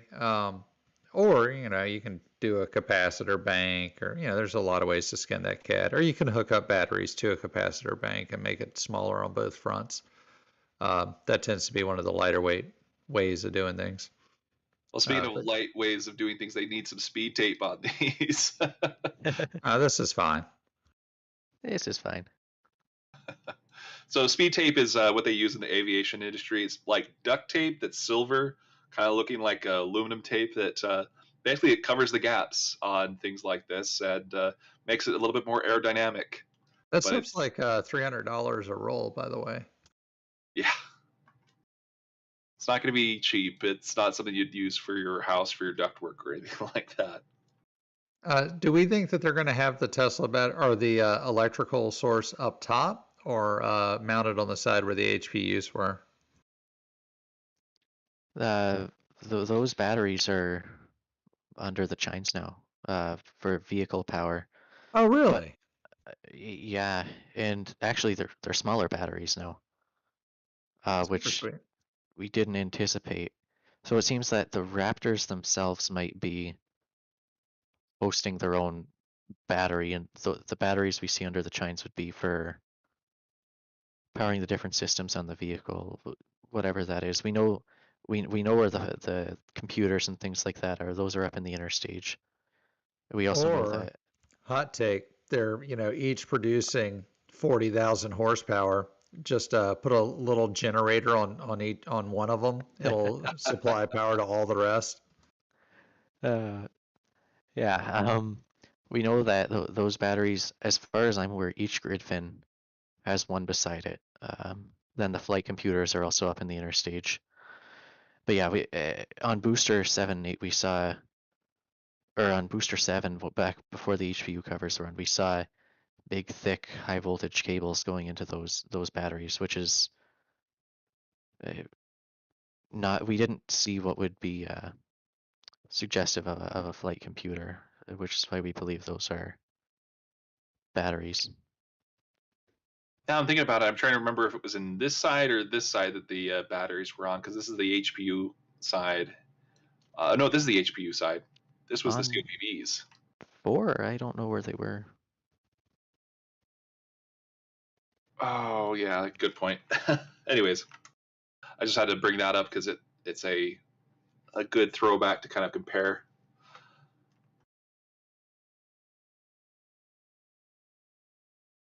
Let's see what else. Oh wow! So you went right back there in the mud flats, Mauricio, and they already have the windows looking really nice here, and they apparently either opened this one or broke it. I think that's a sliding window. Let me look at the other one here. Yeah, I think so, because it doesn't look like it would. Or it should be there. Yeah, it looks like it slides right there. There's a photo that I found pretty funny, that when I was out there, I was taking photos of that particular building, and the workers, I guess, are not accustomed to the photographers out there. They're probably wondering, why are you taking photos of me, man? Hey, man, it's the roof. Well, it's like, what is that big giant thing? Oh, it's a camera. What? But yeah, it's an interesting place for photography, as far as you're taking pictures of workers, and a lot of times when I was down there, I would just see like workers start waving at me because my camera was aimed at them, but I'm not recording yet or taking photos yet. But I'm like, crap, I gotta record this. This is great. So they seem to like it as far as the photography when I've been down there. Has your experience been the same, or do you kind of get these weird looks every once in a while? No, for the most part, they're pretty friendly, and I expect the new employees or the new contractors to not be accustomed to that at other job sites. So it might be something new or something out of the usual in their job, Okay. Yeah. That completely makes sense, and it's a very public company at this, as far as like you can go and watch them at the roadside, especially at like the launch site. The build site's a little bit more special. You have to either go around the properties, which is in the public like areas as the mud flats are, or along the roads, which are public roads and not the private ones. But yeah, the workers are always doing something at Starbase, and there's always something to catch here. So it looks like they're doing some welding on this particular vehicle. Which one is this, Jax? That is bit of ship 26 on the left, bit of ship 27 on the right. Okay. Then we've got the this piece, which is for the flaps. Are they going to change this out soon, do you think, or is it still going to be the same tooling in the future as Well, well? this has been something I forgot. I think I said I'd look into it last week. I forgot to look into it. I think I said Okay. it here. Um, I don't think they're using those on the nose cones anymore. I have I need to look for a bit more evidence, but I feel like they've stopped using them for the forward flaps. The aft ones, though, yeah, who knows what they're gonna do.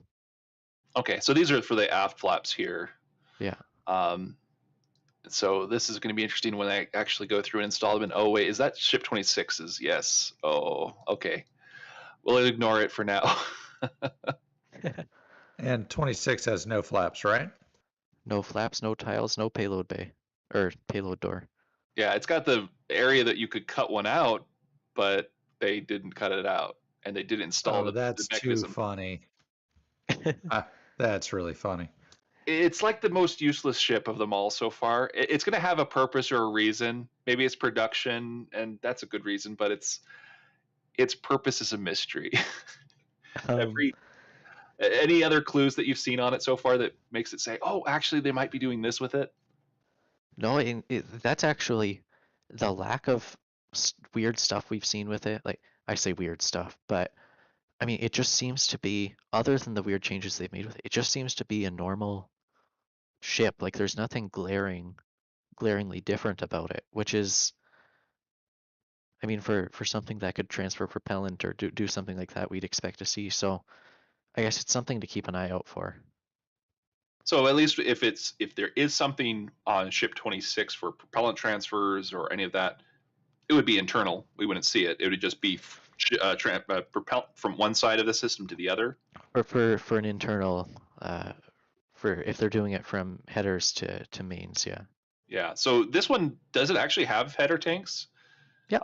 Okay, so it's got header tanks. That means they can do it, and they can do it in orbit, and then it deorbits and burns up on reentry over hopefully the Point Nemo, which is like south of the Indian Ocean and west of Australia. There's nothing out there except just large bodies of water. But anyways, unlike other countries who just kind of say, well, let's just let this land where it does, SpaceX actually actively deorbits their vehicles, and aims them to be a precise location or a general location that is large enough that nobody's going to be there. That comment feels targeted, I won't lie. Oh, it is. But I like the idea of ship 26 actually being a propellant test. Yeah, then 27 off to the side. This section of it is, I mean, it's naked. What else is there to say? Somebody was welding, it looked like more weld doublers on the bottom of it, which was weird. I guess they're doing that, but okay. I guess middle of it, but Yeah, I'm just trying to see is that a seam that he's welding it at, or it looks like a seam because they continue, like it's staggered like we'd expect. Yeah, so that should be the seam, and there's something wrong with this weld doubler, or they are putting more weld doublers on it. That would be interesting. All right, so let's see here. I wonder. I'm not sure what else we have. We did go over this one, right? No, we didn't. Yeah, that's over in the low bay. It's another payload bay. Best guess is for ship 29. Okay. They're doing work on it. We really can't see the work they're doing on it when it's in the low bay. So for all you know, it's got a nice big hole in it or something for payload. Seriously, we have no clue. It's that's a really hidden away spot. All right, so I'm going to just scrub through this again on the ground photos, and then I'm going to jump back to the aerial shots. So is there anything that you guys want to jump into or just look at real quick? Speak now. I don't know. I'm happy. Oh, I actually like the stop sign. That is nice. They've made it consistent from Sanchez to here. The black stop signs, yeah. Yeah, it makes sense. It's like it's SpaceX grade of private stop signs. It doesn't have to be red for a private stop sign. 'Cause it's Except just Yeah. for the fact that you're going across against what people know to be true, and black doesn't really stand out. But that's me. true, but this is a private area without the same rules and regulations. Understood, but those who are new to SpaceX or driving True. past or doing deliveries who don't normally work there, that sort of thing. Yeah, so for the people delivering, that would be an interesting stop sign to see. All right, well, let me jump right back to some aerial shots here at the build site. Any other areas that we can look at are just all the little details that are popping about. Always little details. I thought it was interesting, and these are things that I've just been looking into a bit more. In the upper left of your screen, there's a lot of header tank downcomer pieces, and I just those are kind of cool. I thought that was interesting. Yeah, so this is for the nose cone. You can see that it's bent right there. Yeah. And then this is just probably goes through the LOX tank for this one. Oh, is this another nose cone piece right here? That is a very fun part. So I think that this is something that we have planned to put out a tweet about, but that's part of the methane headers downcomer line. Is what I'll say. It's pretty. Yeah, it's short. Yeah, it's a pretty interesting system that they use. I really wish they would go through and put like a flatter dome variety like this, where it's basically just a smaller cutout of it inside the top of the nose cone. And that way they're reusing the same piece they make already in scale, and they will be able to then really reduce the amount of weight for header tanks, and it basically just has a common dome, being the LOX tank as the common dome to the methane header tank, and that way you just really save all that volume. But that's just my 2 cents worth. So yeah, the grid fins still there. They've been parked there for quite a while. But these are the kind of more interesting pieces here. It's not the 9-meter diameter that we're used to seeing. We had some theories on this that we were going through the other day, and now they kind of escaped my mind of what they would be for the size. It was like, wasn't the, let's see here. It would have to be like the center engine. So the engine mount that you'd have to have for the booster. That's the only thing I could see that would be about that size. So the entire structure is a bit odd. Trying to like piece together what this is for is kind of difficult if you don't have anything that fits quite the same size. It actually would be smaller for the center 13 engines, for that plate down there. But yeah, they're moving so much stuff around that is just filling up in these racks and aisles for the grounds fabrication building. This area's actually been cleaned out, so that's good to see. It's kind of getting more organized. Lots of steel plates. We were talking about this, that they've been water cutting plates. You can see this has a large number of circles. It just means that they're cutting out those particular pieces. This is just basically a scrap piece that it's good to keep that around to keep costs down, because this has plenty more material you can cut from. But yeah, like these will probably be used or cut down for plates for the legs for the launch table or other pieces. So we have quite a bit to work with. So they have a full inventory of stock of all sorts of parts and goodies. But yeah, lots of transport stands being made. I think that's what this one is for. It's just really looks different. It hasn't been painted yet. It's just the steel. So this one's been painted, but it doesn't have the legs or anything else to move it around on. Actually, I think these are just posts, not even real legs. So they'll come and pick it up and then put more elements on as they need. So we're about almost the top of the hour. is there anything else we want to go through on the build site? I think we've covered quite a lot. Okay. Do you want some questions? Yes, Oh, please. yes. So Benjamin Klein asked, do we know about any plans to expand the Star Factory upwards as we see at KSC build higher sections? Yes. Yep. We've Uh, seen some indication that it'll get much, much higher as it reaches Highway 4. So they may be tearing down tents 1 and 2, which are at the top of the screen right now. And after tearing those down, they'll build the tallest section. And then once they have rings and whatnot in production there, they'll tear down the third section and fill in the gaps. So it should look somewhat like one continuous building by that point. Yeah, you actually even see a little bit here, but ground photos will probably be better to see that they actually are increasing height from this building to the next building. So it's not going to just be an air gap for the buildings. They will actually have a direct connection between the two. Let me see if I can find a good one. Probably right there. So right at this corner, you can see how it just starts angling up quite dramatically. Well, that's because they're connecting to the next part of the building that will be installed. And I didn't find any of the pictures that showed the tents, how they're directly connected. So this side, we're missing a shot of this side of the building. But basically, it's just like this side where you have the siding. This is the old siding back here. And it will basically just be a fire break or something, and they'll have some holes cut through it to access the rest of the building with either their, let's say, rings or construction equipments like forklifts, whatever they need to.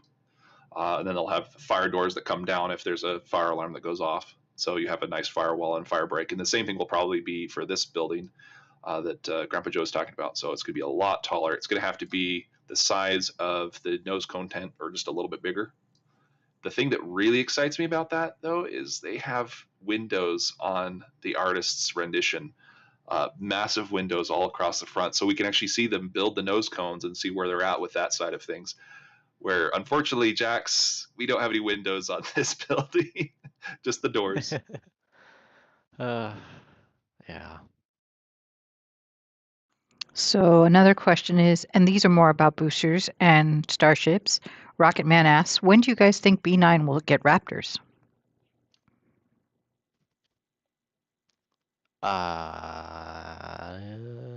I will say before it does a static fire, which is probably not the answer you wanted, but I have seriously no clue. Well, It- they're going to have to cryo test it, take it back. So I would say sometime in January. Yeah, that is assuming they roll it out without Raptors the first time, like we've seen. I mean, if they really want to push it out, they could put on the Raptors nice and early, but who knows? I have a feeling that we're going to see them pop Raptors on just a few of them with the new electric TVC. You can test that out at the build site before they actually roll it out with Raptors. They want to make sure that the electric TVC system works the way they expect it to, and they can run some software with it and make sure that the Raptors don't bump into each other and that kind of stuff, so that the software is fully finalized and running there. They can make upgrades and changes to the software as they go. Ooh, and I see that Grandpa Joe, you've got something that just came in. So yeah, this is a really great rendition of the. This is the Cape one, but it should be somewhat similar. So this is credit to Sushi Fox on Twitter, who made these renders and many more. But yeah, that's and I want to say, judging from the scale, it looks like the tall end might be almost as high as the mid bay. So they might be able to finish out whole tank sections, aft to mid locks or to common dome. What do you I'm think, wondering Jax? if I've got. I'm going to look for an image here. So you keep going on this. Sorry. Yeah. I mean- So yeah, the taller section is closer to Highway 4, and that'd be covering tents 1 and 2. Sorry, go ahead, Jax. Yeah, they're definitely going to be able to build taller segments in there. It's very tall, which is kind of the interesting part. I think in the official render we saw from SpaceX, they had like a nose cone and a payload bay put together inside of there, which was interesting. At least I think it was. It might have just been a nose cone, but yeah, it's gonna be interesting to see. I'm not sure, honestly. The Star Factory is kind of a weird one because they're not only are they changing like the places where they do things, but they're changing the processes at the same time. So guessing is tough. Oh, yeah, for sure. And if you look, it seems to be about triple the height from the far left to the far right.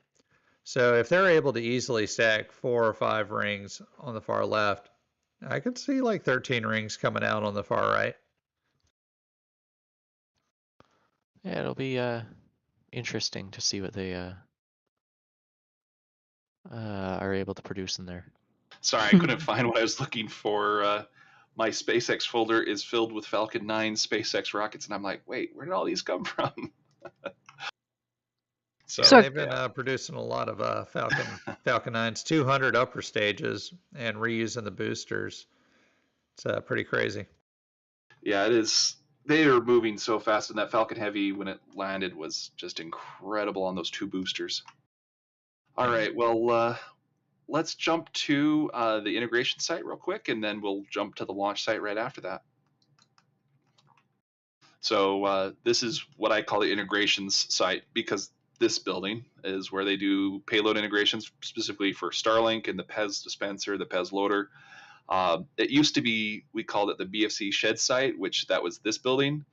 No longer is this contained the BFC crane, so we can't call it that. And no longer is it a shed. It's now basically an office. So had to come up with a better name. So integration site is what they originally were planning on for this site. And well, they've got this building here, which can serve that function. So that's what I've been calling it now, is the integration site. They have been making a little bit of progress. We've gone through this before, but they have the concrete built up to here. And then this side, they actually have a concrete pad here, but they haven't really finished off this area yet. So we're looking forward to seeing, actually, is that concrete right there? I think it is. So this already does have its concrete. It's just between here and here that needs to be finished up. And they'll be able to bring in the Starlings from here with a semi-truck, and it brings it this way, and then it backs in the rest of the way over to this door here, and then goes out the other end. And it basically is they try to keep it a clean room environment as much as possible, but it's more of a it's cleaner than a house. It's not clean as a chip factory or anything like that. So there's certain levels, and this is basically the first level of clean room, and that would just be for Starlinks. I'm not sure if we'll have satellites get other satellites, like customer satellites, being how does it say, loaded onto the PEZ loader or something else in here. Yeah, internally transferred just to keep it all nice and clean, especially as it's going to space. You don't want a little bit of dust getting all clingy up there. Yeah. So yeah, it's just an interesting view, is they now have cutout windows on the BFC shed, so it really shows it as an office. They've got a deck here. They've really decked it out. So to speak. So yeah, they've been making some major changes to that building. It used to be that this was a large door here. Now it's basically just a wall with a small door. It's just a double door right there. Let's see. Off in the little corner here, we talked about this last week. They've been really cleaning this area up. This is an old hotel. It's just been interesting to see the changes here. Right now, you can see these guys are putting in sod, so that's what's going on there. But the entire community is really changing. So they've been bringing a lot of these new homes, the little mobile home structures in that are little piecemeal pieces, I guess you could say. What is the term? But Tiny homes. tiny homes, but they're bigger than some of these homes, so it's No, prefabbed. yeah, they're prefab, but no, I drove by them. They're just semi-tractor trailers, which are about 400 square feet. I think all the homes in there are 900 plus square feet. Yeah, so you've got some of the newer homes like these that SpaceX has built, but these are the like the prefabbed ones here as well. Oh yeah, it was pretty nifty. I got to go down there and go inside some of those homes. It was pretty cool. Oh, really? Nice. They've been really having a lot of fun over at I can't remember the name, but it's right there if you can read it. United Rentals. Yes, United Rentals. My brain is starting to skip on me, so sorry about that. But yeah, they've been good, sir. They've been bringing in all sorts of boom lifts to work on here. My favorite is probably this guy right here. It's got the biggest tires of them all. It's in timeout. Yeah. I also like the little spool heaven off to the top left. Oh, wow, yes. So that's where all the wiring, electrical stuff has been going. Whatever you need, we got your spool needs right here. You got your 1 gauge, you got your 14 gauge, you got it all.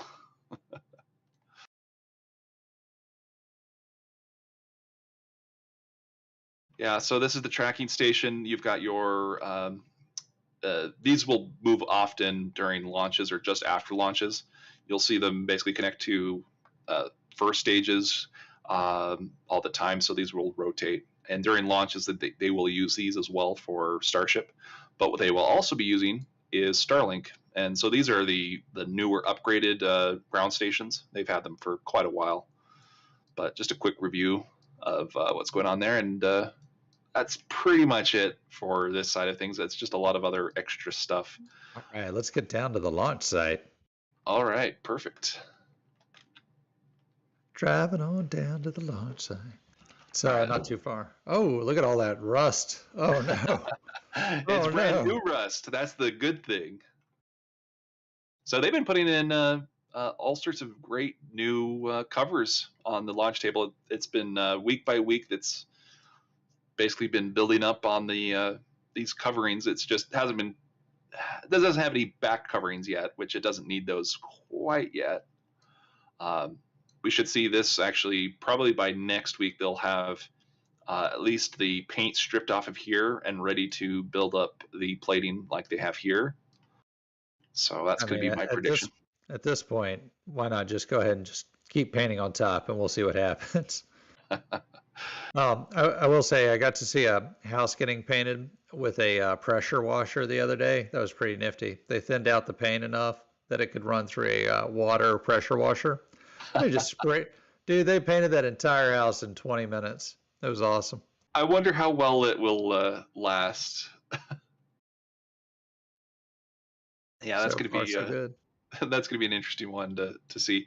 They're going to be painting this over and over again until they finally find something that works.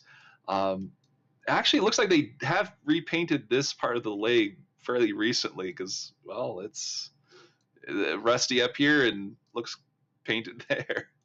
Yeah, so, at this point, they just need to coat that sucker in like aluminum or something, or put some ablative shields. Oh, you know what? Go ahead and put the heat tiles on it. I don't think they would last. I mean, yeah, those legs, speaking of paint, I mean, they're painted right now. They've been painting them this morning. So I almost wonder if some aspect of the painting, like you get the protection on the legs from some corrosion, but I mean, it shows where the flame really hits badly, and it shows some areas get hit worse than others. It can be indicative of where you need to protect better. Well, one way to look at it is that this isn't really as much of a steel structure as it is a concrete structure with steel protecting the concrete, except up here, which that gets really weird. This is just a steel structure up here. But these ones, from this point down, it is concrete filled with a steel tube that we see on the exterior. And yeah, you don't want your steel to corrode away and then the concrete is exposed after that.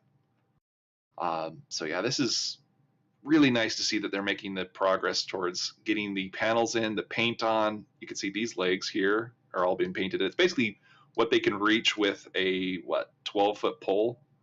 So this is humans for scale, and this is how far up they're going. They'll need to use some boom lifts. This makes me think they're actually going to do a static fire soon with at least Booster 7. And that makes me really excited because they're going to be doing a couple of maybe 15, 16 engine static fire somewhere in the middle. And then they'll go up to 33 at some point. And that is really going to be exciting because once they get to 33, we will probably see an FAA launch license, and shortly thereafter, we'll have the launch. I think it's going to probably be February, honestly, because the number that Elon had, not Elon, but SpaceX had given NASA was December, is when they are looking at maybe doing their first orbital test flight if everything goes right. Not everything goes right. There's always some sort of delay here and there. And what usually is a internal number like that in this case NASA was provided and NASA provided the public, that's usually an Elon number. And everybody knows with Elon, you got to multiply it by 3. So February is my target right now of what I'm thinking that they're going to fly at. I hope it's sooner than that.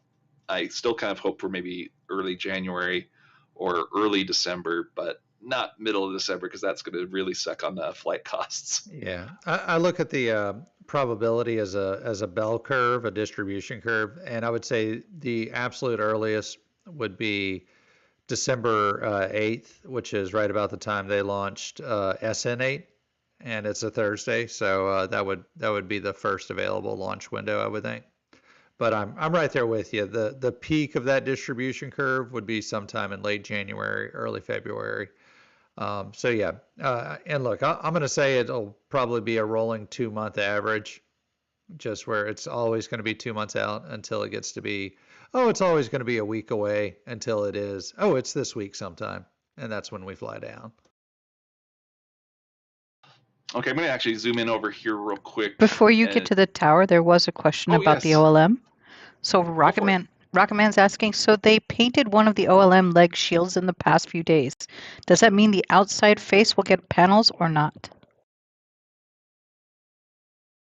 These will probably get panels eventually.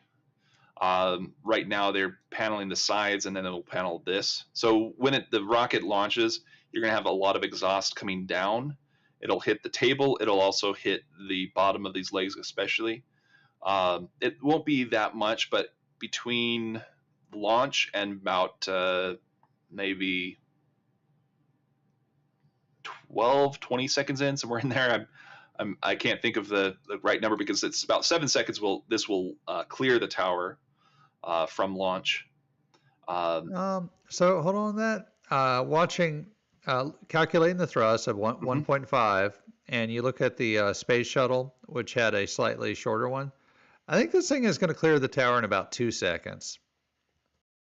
So once it ignites its engines and it's released from the clamp, so you think it's going to be about 2 seconds? 2.5, yeah, somewhere in there. It's going to be really sprightly, like much more than you would imagine. Really? Because I'm at like 1.5 at 9.8 meters a second squared, and you just kind of reverse it. I got about 7 seconds. Maybe I'm looking at the math wrong there. Well, I'm saying just go watch some old shuttle takeoffs, and it clears that tower in like 1.5 seconds. Oh yeah, it's a shorter tower too. So yeah, that's true. That's why I went through and was looking at the math and using the tower height to get about 7 seconds. We'll see. That's the fun part, is that SpaceX will prove us all wrong. Nope, it was exactly 5.3 seconds. Oh. 30 seconds later, everything's melted. But yeah, so I don't think we answered the question, did we, for the paint on the legs? Well, they were asking, yeah, we did. Rocket was asking if there was a cover on the back of it, and the answer is not yet, but probably so. Okay, that was the actual answer then. So let's jump to this real quick, and I'll actually grab a little clip here as well from Golden Boy. He posted this. Well, actually, if I can find it now. Well, so one thing that's changed from a little bit ago is they have removed basically all of these, and then these are brand new ones. So these are little blank off plates. They are thicker than the originals. But yeah, this will take a second here for me to find where they. It was a tweet that Golden Boy had posted between the two, zoomed up at different levels. I guess I don't have it immediately in front of me now. Oh well. So, anyways, the difference is that these are thicker. The really interesting part is actually comes in. Let's see if I can grab that. We're gonna go right for the good piece.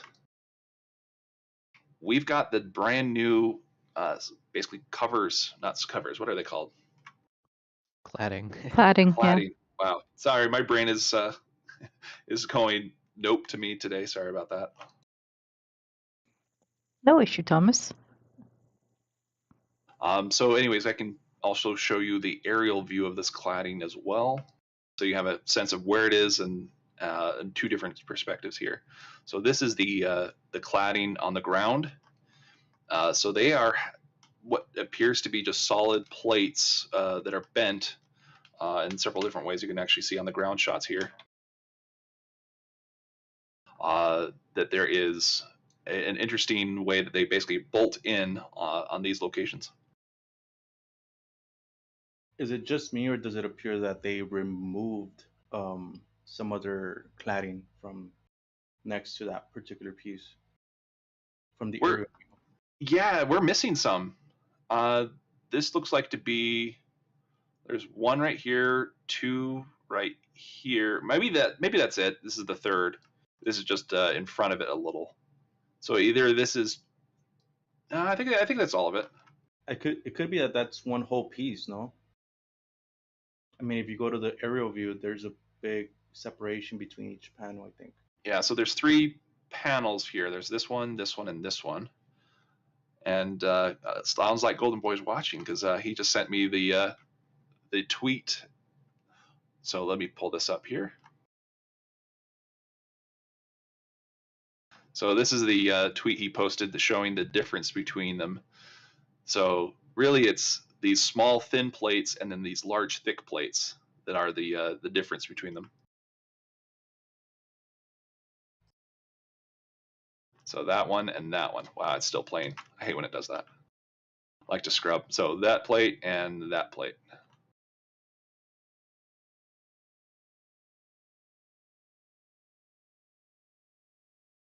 Yeah, it doesn't scrub very well on Twitter. I hope they fix that. But anyways, the thicker plates indicate that they are going to take more strain.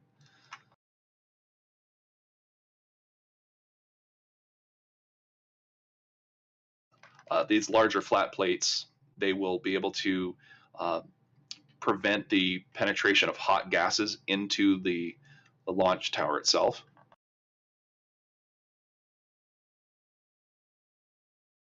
So let me go back and I'll show you again where we're looking at on the tower.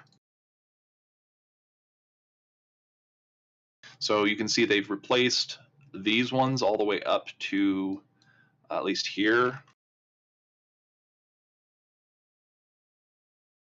And they haven't touched these ones. So it really just appears that they want to go from here on down at this point. They may decide that they want to use the thicker ones all the way up on both these sides. The other 2 sides, these thinner ones should probably be fine. The reason why is because you're going to have a large amount of hot gases basically hitting this area, especially with 33 engines at liftoff. You could be looking at some stresses up here as well, but this is the area that you're going to have the most stagnation of hot gases and other things that you want to prevent the penetration of hot gases into those areas. So you have a lot of critical systems that are like right in here. You've got resistor banks that basically are for the drawworks on this guy. You want to keep this one cool because this basically is what this is all for, is to cool down the resistors. The resistors are meant to put a load on the drawworks, so that way when you are basically you use them as brakes on the AC unit.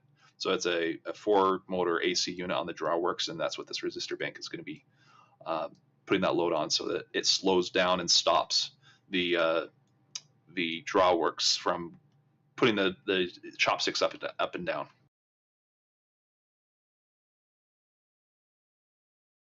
So let's see, what else have we got here that would be a good one. So we don't have Zach with us.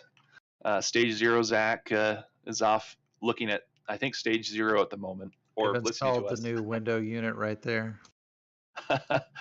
Oh, this guy? I think that looks like an older one, isn't it? An old window AC unit? No, I was just kidding. Man. No, this particular panel is Yeah, older. yeah, You can see it's been dented and. It's a survivor.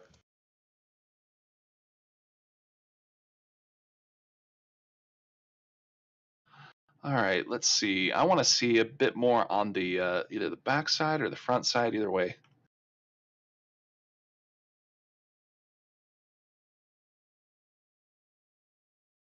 Ah, perfect. Ooh, look at all that. Yeah, so these are a bit newer as well. So that's something that Zach has probably talked about, is that they had these valves, they were manual valves sitting right here, and then they put these in. So that's a recent change within the past few weeks. So when's our bet for this stuff on the side all getting covered up? Or will it? I don't know if it will. Like, that's the funny part, is that people always think they're going to put plates from here on down. I don't really see that happening for the simple reason that you don't want to trap gases in here. The gases from the launch, one being like hot gases or even methane. If you build up a large amount of methane inside the launch table and you close it off, it becomes like a firecracker, and you don't want to close your hands on a firecracker. It would blow your fingers off. So the having it open like this, it would basically do damage, but not as much damage if something were to happen inside the launch mount. So many delicate things in there. All of Yeah. them get blown up. Yeah, I don't want it to blow up. Elon has talked about, if something happens with the Starship or the booster during testing, it could delay the program for 6 months, and I think that's at a minimum, depending on what happens in here. Because if they get gases inside and it explodes too, oh yeah, that's going to do a lot of damage. Something is odd about this, that I don't remember the shape being here. It looks like it's been there forever. Yeah, it's been there. I'm not exactly sure what the purpose of it is, but it's been there. Oh, I just recognize that there's something strange about that. Anyways, it must Jackson, be something structural. has it been there? Isn't this the HPU cover? It is, yeah. Didn't it have an indent that went inside that we thought initially that the booster, not the booster, the stand holding That's pins go into? just below that. It's Ah. covered up by this. Yeah, it's down here. But I think there's something structural going on here all the way down to there. Is my best guess, is that is the plate they use to kind of double it up, because this is pretty thin material, and they want to spread that load around. So I'm thinking that's what that is, but I might be wrong. Actually, I probably am wrong, because I don't know what's back there. I just know it's the the COPVs. Then you've got the Starlinks up here, and I really do wonder what they're going to do with Booster 9 and Starlink, if they're even going to have Starlink on it. Any thoughts on that, Jax, of where they might place them at this point? That's the mystery that is just not. That's the mystery that keeps sticking around. We don't know. I hope that it's maybe like they maybe miniaturize them and kind of stick them in the top of the chines or something. But there's no way to know right now, I don't think. It's, yeah, that's one of the mysteries, I guess you could say. Yeah, I really do want to see what they'll do, if they'll even put them on. I'm kind of going forward no at this point. I mean, you can reduce the size of the heat shield tiles that they use for this, but it's just slightly smaller, and I don't think it'll fit. So they've reduced a lot of mass by doing that, and well, removing Starlinks, that removes mass too.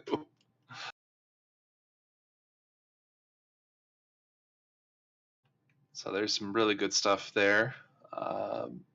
You can see that they actually do have the bar running across here to here, so it does keep it separated, but also allows you to weld on a plate directly onto these. Or I would hope that they actually do something like a bolt-on system so that they can actually access pipes or replace pipes in the future without going through and cutting the whole thing apart, because that's a lot of steel plate to go through.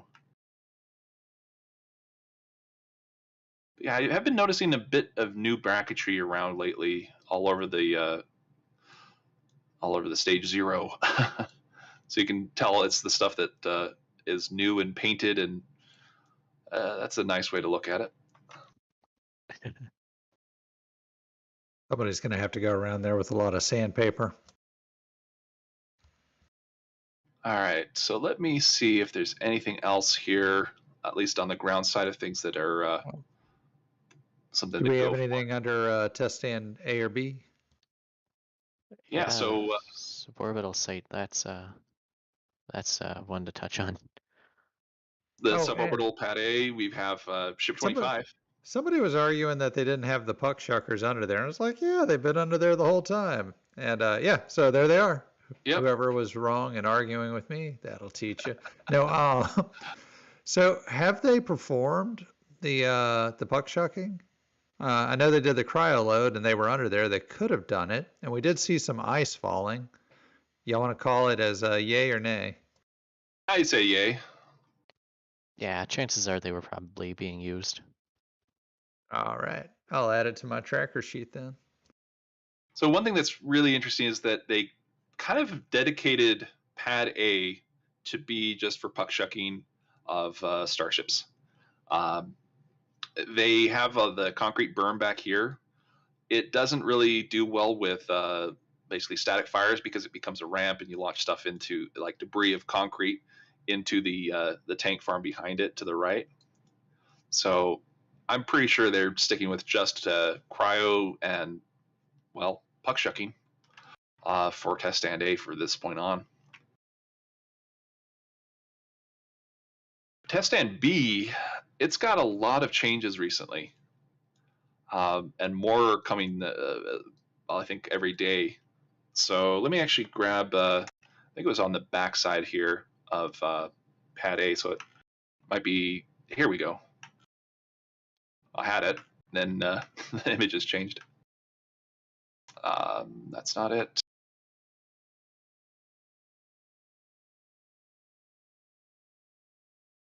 Sorry, I'm scrolling around trying to find this picture right there. So Jax, they've been moving a lot of pipe in here. Yeah.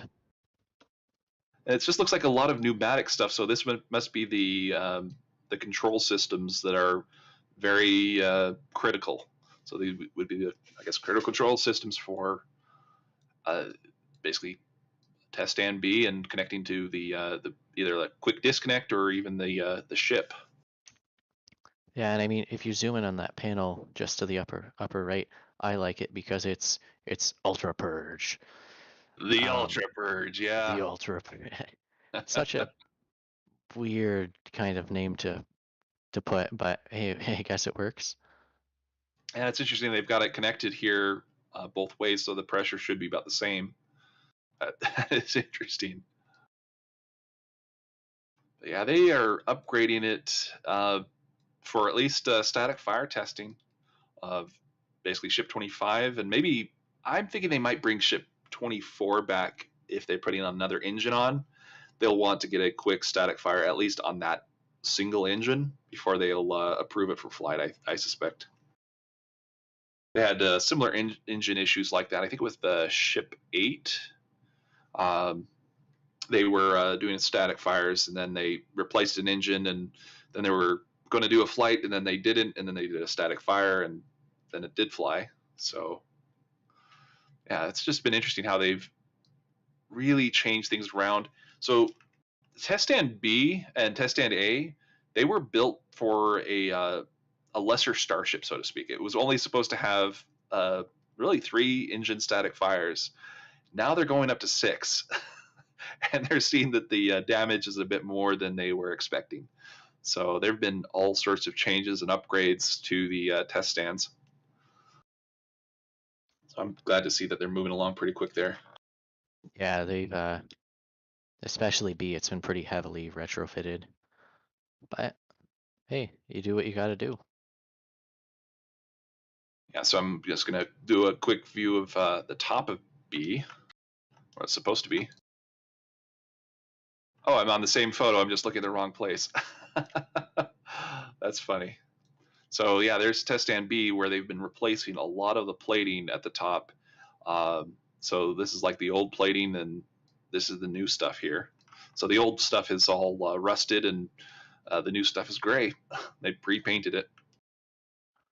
Yeah, and we talked about this last week, but not only is it gray, but it's also a different shape. It gives it's not a hexagon on top of the test stand anymore. It's those corners were kind of pulled in with that new gray top plating.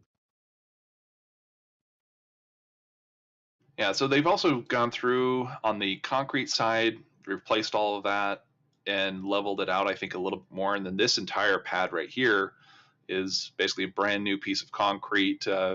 I think it matches with this pretty well. But yeah, this is going to be very interesting on the rapid cadence I hope to see in the future. I'm going to actually shift over a little bit to the left at suborbital pad A. We had an interesting theory that came about. So Philakid and I and a few others were talking about what this area could be potentially used for in the near future. Like, why are they building it up like this? It could be that they plan to bring in Marvin here, bring the crane all the way down, and basically be pointed its backside like this towards the booster. Basically lay it down right here. So its backside is still closer to this side. It is still a bit of an angle, but they had the original plans showing that they wanted to have the crane yard basically right here where it lays down, and it has some nice berm protection over here. So that's nice, but this would be a good compromise for the short term. If you're going to launch this ship, you don't have many good places to put it. This would be a really good one to stick it for a quick bit. But they have been building this up a lot more recently. So this might just start filling in, and then it's like, well, actually, it was just a coincidence. So one thing that you'll see is they've filled it in, or started filling in that area like they're filling in this one. So there's that weird just square of dirt that it either is just above grade, and I actually can use a previous picture to check this actually real quick, because we were looking at, well, actually maybe not. This is not quite in the same line of path.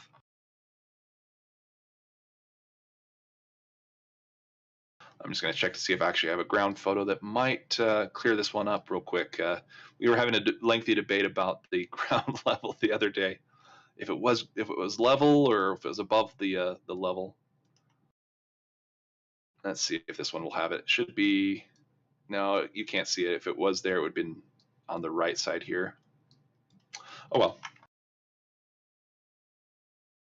But yeah, this is just going to be interesting. We figure that either this is to compress the soil down, maybe they might be moving the integration tower and launch site to this area, and that would be interesting, because it was originally going to be around in this area down here. So the property line is actually pretty big. So it comes out this way and then comes over this way, and then about here about here, it keeps going to the road there. So anyways, the massive progress that they're going to be making here in the next year and a year and a half will just be astonishing, from launches to a full built out site and even a second integration tower being built. So I wanted to give Indy a chance if there were any questions, if you wanted to spool those up. I actually have some donations too, but I think, Thomas, were Yeah. you done talking? Yeah, I'm done. Yeah, go ahead. Okay. Rocket actually donated $9.99, and Yazada donated $10, and he says, I'm in for Sunny Treats. So again, thank you all for your generosity. There are some questions. There was a question from Lyric Bread most recently asking if we covered the concrete forms at the bottom of the launch tower. I think we're getting there, right? Yeah, that's one of the things we can cover here directly if you'd like. So we're looking at the ground pictures here, and the concrete forms you're talking about are right here. So they've been building the forms up to put concrete along this area. So the issue, you can actually see it in the overflight as well, is that they will have the static fires and the launches basically just blasting this entire area, and the hot gases will come into this area down here, and that's not an area they want to get them at, especially with the what is it called, the drawworks just right behind this and underneath. So yeah, you don't want to stagnate a lot of hot gases in an area with sensitive equipment. But let me go ahead and bring it to another image that will have it a little bit better. So this is the drawworks, and it actually turns the corner here a bit. But yeah, the drawworks is right here, goes all the way up. So yeah, you want to protect this area and the all the equipment that's inside here. You actually have, I think if I remember right, there was a display back here on this wall.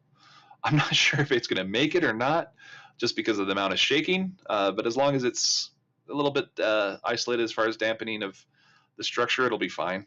Because this is going to be shaking quite a bit when they're going to have a launch. It's going to be like a little earthquake.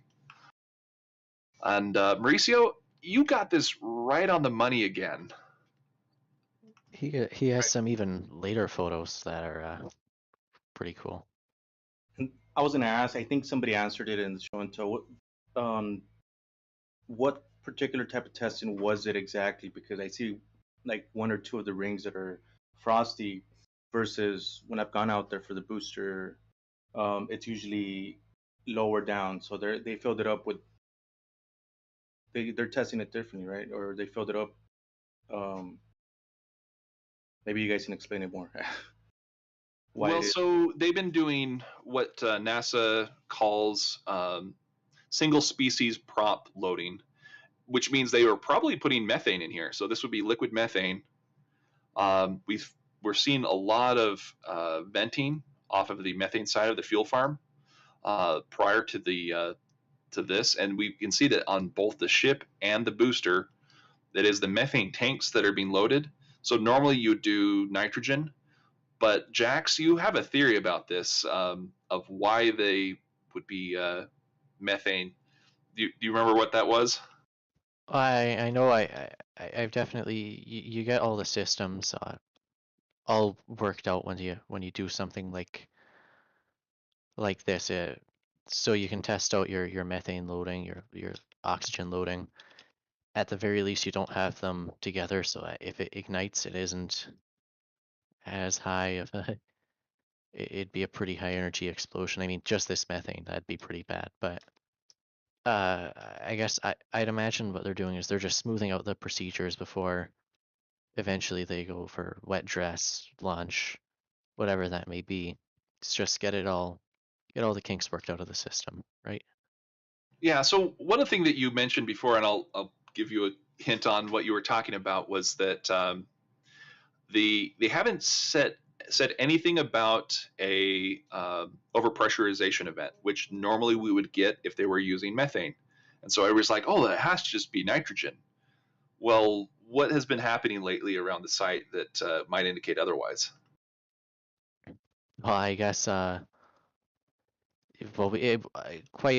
think many of you, everybody watching, knows that we haven't been getting overpressure notices for these tests, and I think based off of this NASA document, we can say that they have loaded methane into the vehicle throughout these tests. So what is possible is that if there is not a situation where methane could ignite, like where methane is going to be released out of the vehicle, it's going to detonate, or something like a spin prime, where I'm pretty sure for the first spin primes too. I don't know if those use nitrogen or methane. I can't remember, but uh, they have since put out overpressure notices for them because they're releasing gaseous methane, things like that, and they did have one detonate. So it's possible that because they aren't releasing methane, like it's effectively a cryo test with methane, that they don't see it necessary to put out a notice like that. But I feel like if something went wrong, that could change. The problem is they're transferring methane, and that puts it in danger of having an event. So yeah, I would think it'd be cautious to go ahead and issue the notice.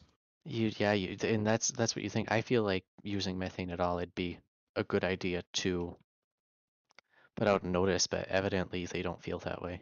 Well, And- the evidence that I was going for, I don't think you were the one who actually said it. Now, Animal WL Animal sent me a note that said, I think it was him that he was talking about, and it was they've been kicking people out of the launch and build site areas. So a launch site always for any testing, but build site, they've been kicking out people there too. So photographers, they've been kicking out. There's a guy who's been there, wants to hug Elon. They've kicked everybody out, as we've been noting. And it's like, that's really unusual for just some cryo tests. Well, with methane, it's a bit more of a potential explosive route, but they want to just be a little bit more safe, and they cleared out everybody. The villagers, though, haven't been saying they've been getting any WDR notices. So that's the strange part in this. But again, it's just single prop. Instead of being, as you mentioned earlier, LOX and methane, which combine those two in a bad way, it can go up in a really big fireball. It's explosive. Whereas just a methane side, as long as you don't have an ignition source, it would be okay. It'd have the oxygen in the environment that it could use, but that would be it. So it's not going to be as nearly as catastrophic of a potential event if something does go wrong. Yeah, that's an interesting idea. That would have been Animal, but regardless, that's an interesting thought, because yeah, they have been kicking people out of the site when they're doing these single species loading tests. That's definitely something to think about. Things where I would love them to put out the notice, because then we know, everybody else knows, this thing's active, this thing's alive. But let me go ahead and look at some more pictures here, because there's just plenty of stuff that's been going on that we can actually still talk about, I think. Where was it? Here we go.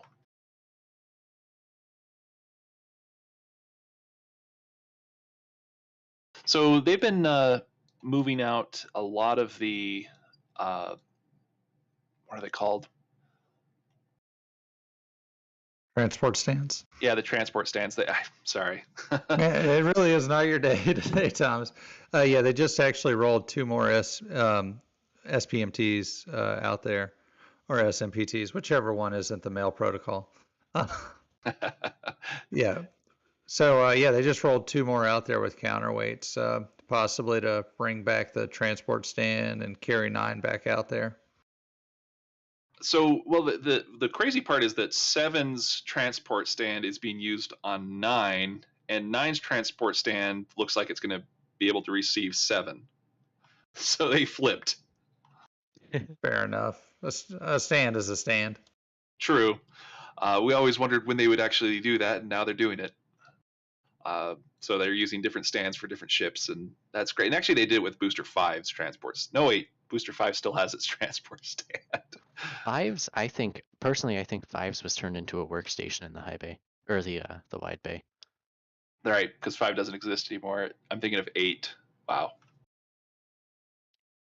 But yeah, they've been moving these around. I'm thinking they're going to take the ship off. I'm just not sure which one. You've got the ship 25, or you could be looking at ship 24. One of them is going to be coming down, is my guess.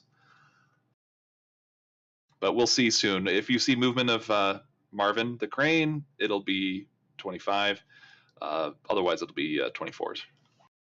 And then I hope to see some static fires off of Booster 7. That'll be great to see more moving forward on there. They're going to destack it and put 9 up there. So do we have any... Oh, go ahead. There was some talk about taking 24 down fairly soon. I thought they were going to do it while we were down there last week, but I suspect they'll be taking it down before they static fire, possibly rolling it away. There's a lot of damage in the engine section of 24. And I wouldn't even take it completely out of the equation that they might not replace 24 with 25, depending on how far the damage is. I bet they could repair 24, though. Well, it's just that single engine, really, for 24 that I saw that was the damage. And it's just a few tiles here and there. And some wiring harnesses. They could pull a Blue Origin, and they could backward certify 25's engines using 24 static fire.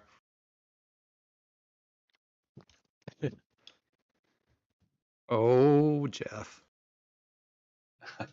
I do have some things I'm going to pull here from Mauricio, and we'll go over those because those are always great. Oh, did we go over the tank farm at all?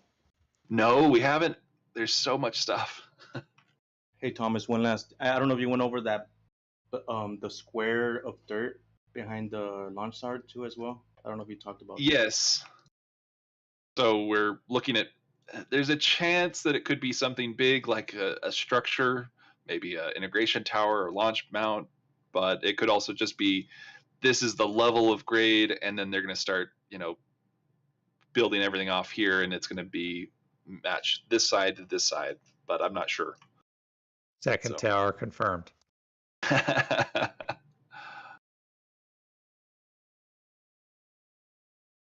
Okay, so yeah, let's go after the tank farm. So let me find a good picture here. Yeah, I saw them working on the methane side last week. They were really digging into some of those. So let's see, they got three pumps down there still. Yeah, and the good news is they still have 3 pumps. They're not playing musical pumps at the moment. I mean, they've got, another motor for right here, but they haven't been changing things around in the last little bit. We were expecting that we would see some changes if they're going to do or as they've been going through doing cryo loads of the booster. But so far, we're good. We're not replacing them yet. I hope they don't replace them anymore and they've solved the problem, whatever the problem was. We've had ideas of cavitation being one side, or the motors are being damaged in some way. What was it, like through sand and other things getting in there? But that one I don't think is as plausible. I think it would be cavitation would be the most likely culprit. So they've been on an interesting diet of large power distribution systems. These are generators that have been brought in. They have been HVAC, and you can see that this one's really active. So this one burns a little bit dirty compared to the rest. However, the crazy part is they are using all of this to power the entire system here. This is basically their power bunker, where they've got large amounts of power coming in, and they're also converting it to everything over here as well. Their entire site is basically powered by these up until recently, which they're starting to get in the high voltage power or high tension power lines they brought in.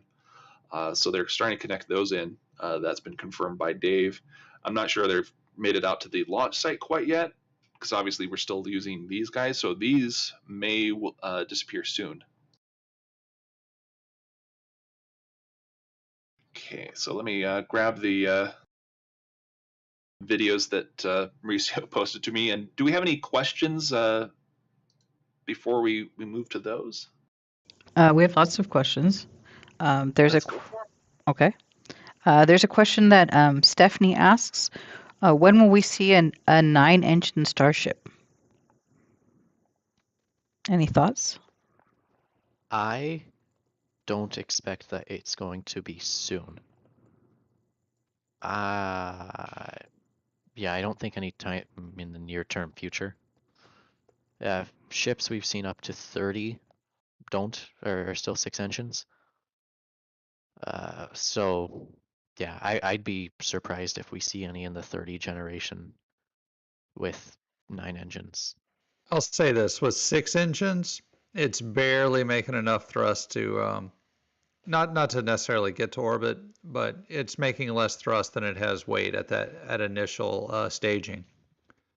So going to 9 is going to be hugely beneficial in terms of reducing atmospheric and gravity losses, and it's going to be totally worth it. That said, you don't have to have it. It's just going to increase your payload. However, I'm going to suspect that the day they land the first ship and successfully, nail catching it coming back from orbit, that's the day you're going to have 9. That's my guess. So my guess is that we will see it after they have completed the orbital tank, the orbital depot variant. We will start to see the idea of longer starships come into play. It'll probably be about 4 rings taller. And so they will have more mass, and they will need more engines to basically counteract that mass so they can get it into orbit properly. We'll see that specifically with either the tanker variant or even the future with the starships with tiles and flaps. You will definitely need it for those because the tanker variant doesn't have flaps or tiles. It's just nothing but tank. But once we've got the tank, not just the tanker, but the orbital depot, then we will probably start to see that idea come into fruition, and we'll see that 150 metric tons capacity they want to hit. So what we'll have is a starship that's a little bit taller by about 4 rings, so it'll be up here, almost level with this guy, or maybe just a bit taller. But it'll be about 130 meters full stack. So let me go ahead and jump into some videos from Mauricio. So this is not the video I was expecting.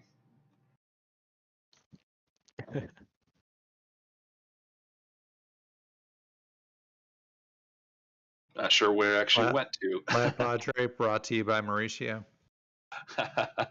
No, that's funny. It's down here. That's where it went.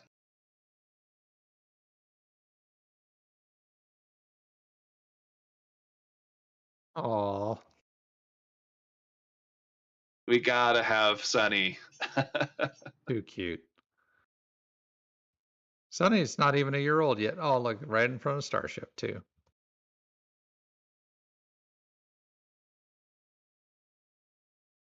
Yeah, this is while my Jackson is running around behind me. Holy cow. That is so tall. You can even see the clouds just kind of going around it. Yeah, that was crazy. Yeah, you can't hear it in the video, but there's quite a bit of wind. And so, yeah, those clouds going by, just screaming by there at the very end. Did you see the drive around I did on my trip down? No, I haven't. I love drive arounds. I'll post it here in a sec. Okay. While he's posting that, do we have any more questions, Indian Star? So along the same lines as earlier, Honu's asking, approximately when will we see the first Starship airlock systems? So we've already seen some of the airlock systems. One is actually just across the street of Hawthorne. You can see it on Google Maps. It's the elevator system. It's a prototype of how they want to do the elevator. So they will have on this right side, without any heat shield tiles, of course, on the lunar variant, it will have the basically a rail system with just a single piece coming out that will basically hold the platform, and it will be on a rail, so it goes up and down, and it will be very stable to do a system like that. So it's like a monorail with a single pulley winch system at the top. So let me go ahead and also the other part was what was it called? You said the air Airlock area system? airlock. Yes. Airlock Wow. systems? Yeah, my brain is gone. I'm up with lack of sleep here, but yeah. So the airlock system, same thing. During the NASA reviews, they've gone through and shown the images of the airlock system that they've designed and tested and practiced with. It's basically right outside Hawthorne again. It's right next to the that elevator system, and that elevator goes right into the boring tunnel. It's very interesting. Just across the street from Lowe's and SpaceX.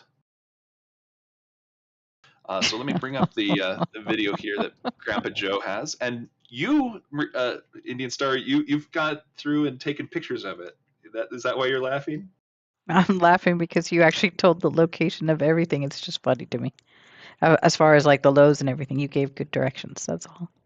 Yeah, well, people want to see it on Google Maps. That's how. Yeah. No, for sure. I just like the directions is all. This is actually a Toyota Tacoma commercial. Mauricio is getting 10% of the funds from this.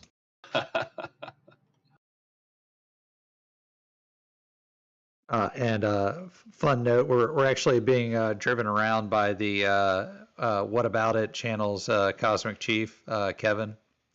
And he was gracious enough to take us on a spin. Cosmical, yep.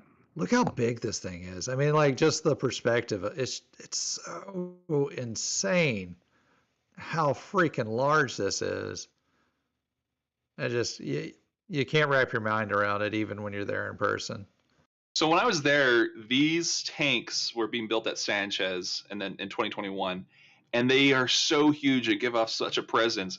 I can't believe how tall this is for the tower and the vehicle itself. I need to get myself down there for the orbital test flight to see that. You coming down, Thomas? I'm hoping to come down for that orbital test flight. You might need to pick me up. I might do it. Yeah. So this is going to be just the most amazing test flight. I think it'll succeed. I think they'll actually even get it to land in the ocean on both sides. If they don't do the chopsticks, that's an interesting one. Is they kind of want to do the chopsticks and then they don't, and it's kind of an ebb and flow. And it really should be later that they do it. But wow, you've got 2 stacks of vehicles, but pretty much there. But Booster 8 got put out to pasture. Yep, a lot to learn with Booster 9. Much better. It's so big. In Texas, you're allowed to sit in the bed, an open bed of the truck?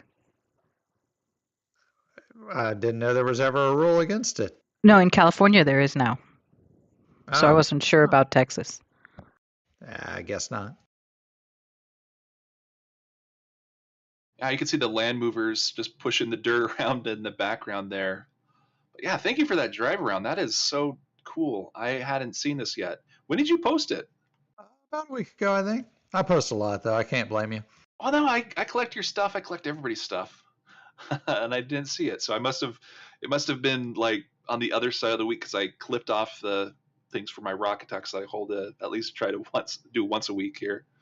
Yeah, I was definitely inspired by Anthony Gomez from Rocket Ranch. It's so incredible. Just if you speed it up and do it real quick, you can get a real a real good perspective. This right here is the perspective that just blows my mind. Right there. It's like the size of like a 30, 40, 35 story building. Whew. Well, thank you for that, Grandpa Joe. Is there anything else that we have as far as outstanding questions or donations that we can hit at this point? We got all the donations, but we do have lots of questions. They're kind of non sequitur at this point. There's a question that asks, when did they remove the pedestal crane from the side of the OLM? Credence is wondering. Oh, okay. So they removed that probably about 4 months ago. Fair enough. Rocketman asks, is the flex pipe on the OLM still being used for a deluge system? Why is it not being replaced by a solid pipe?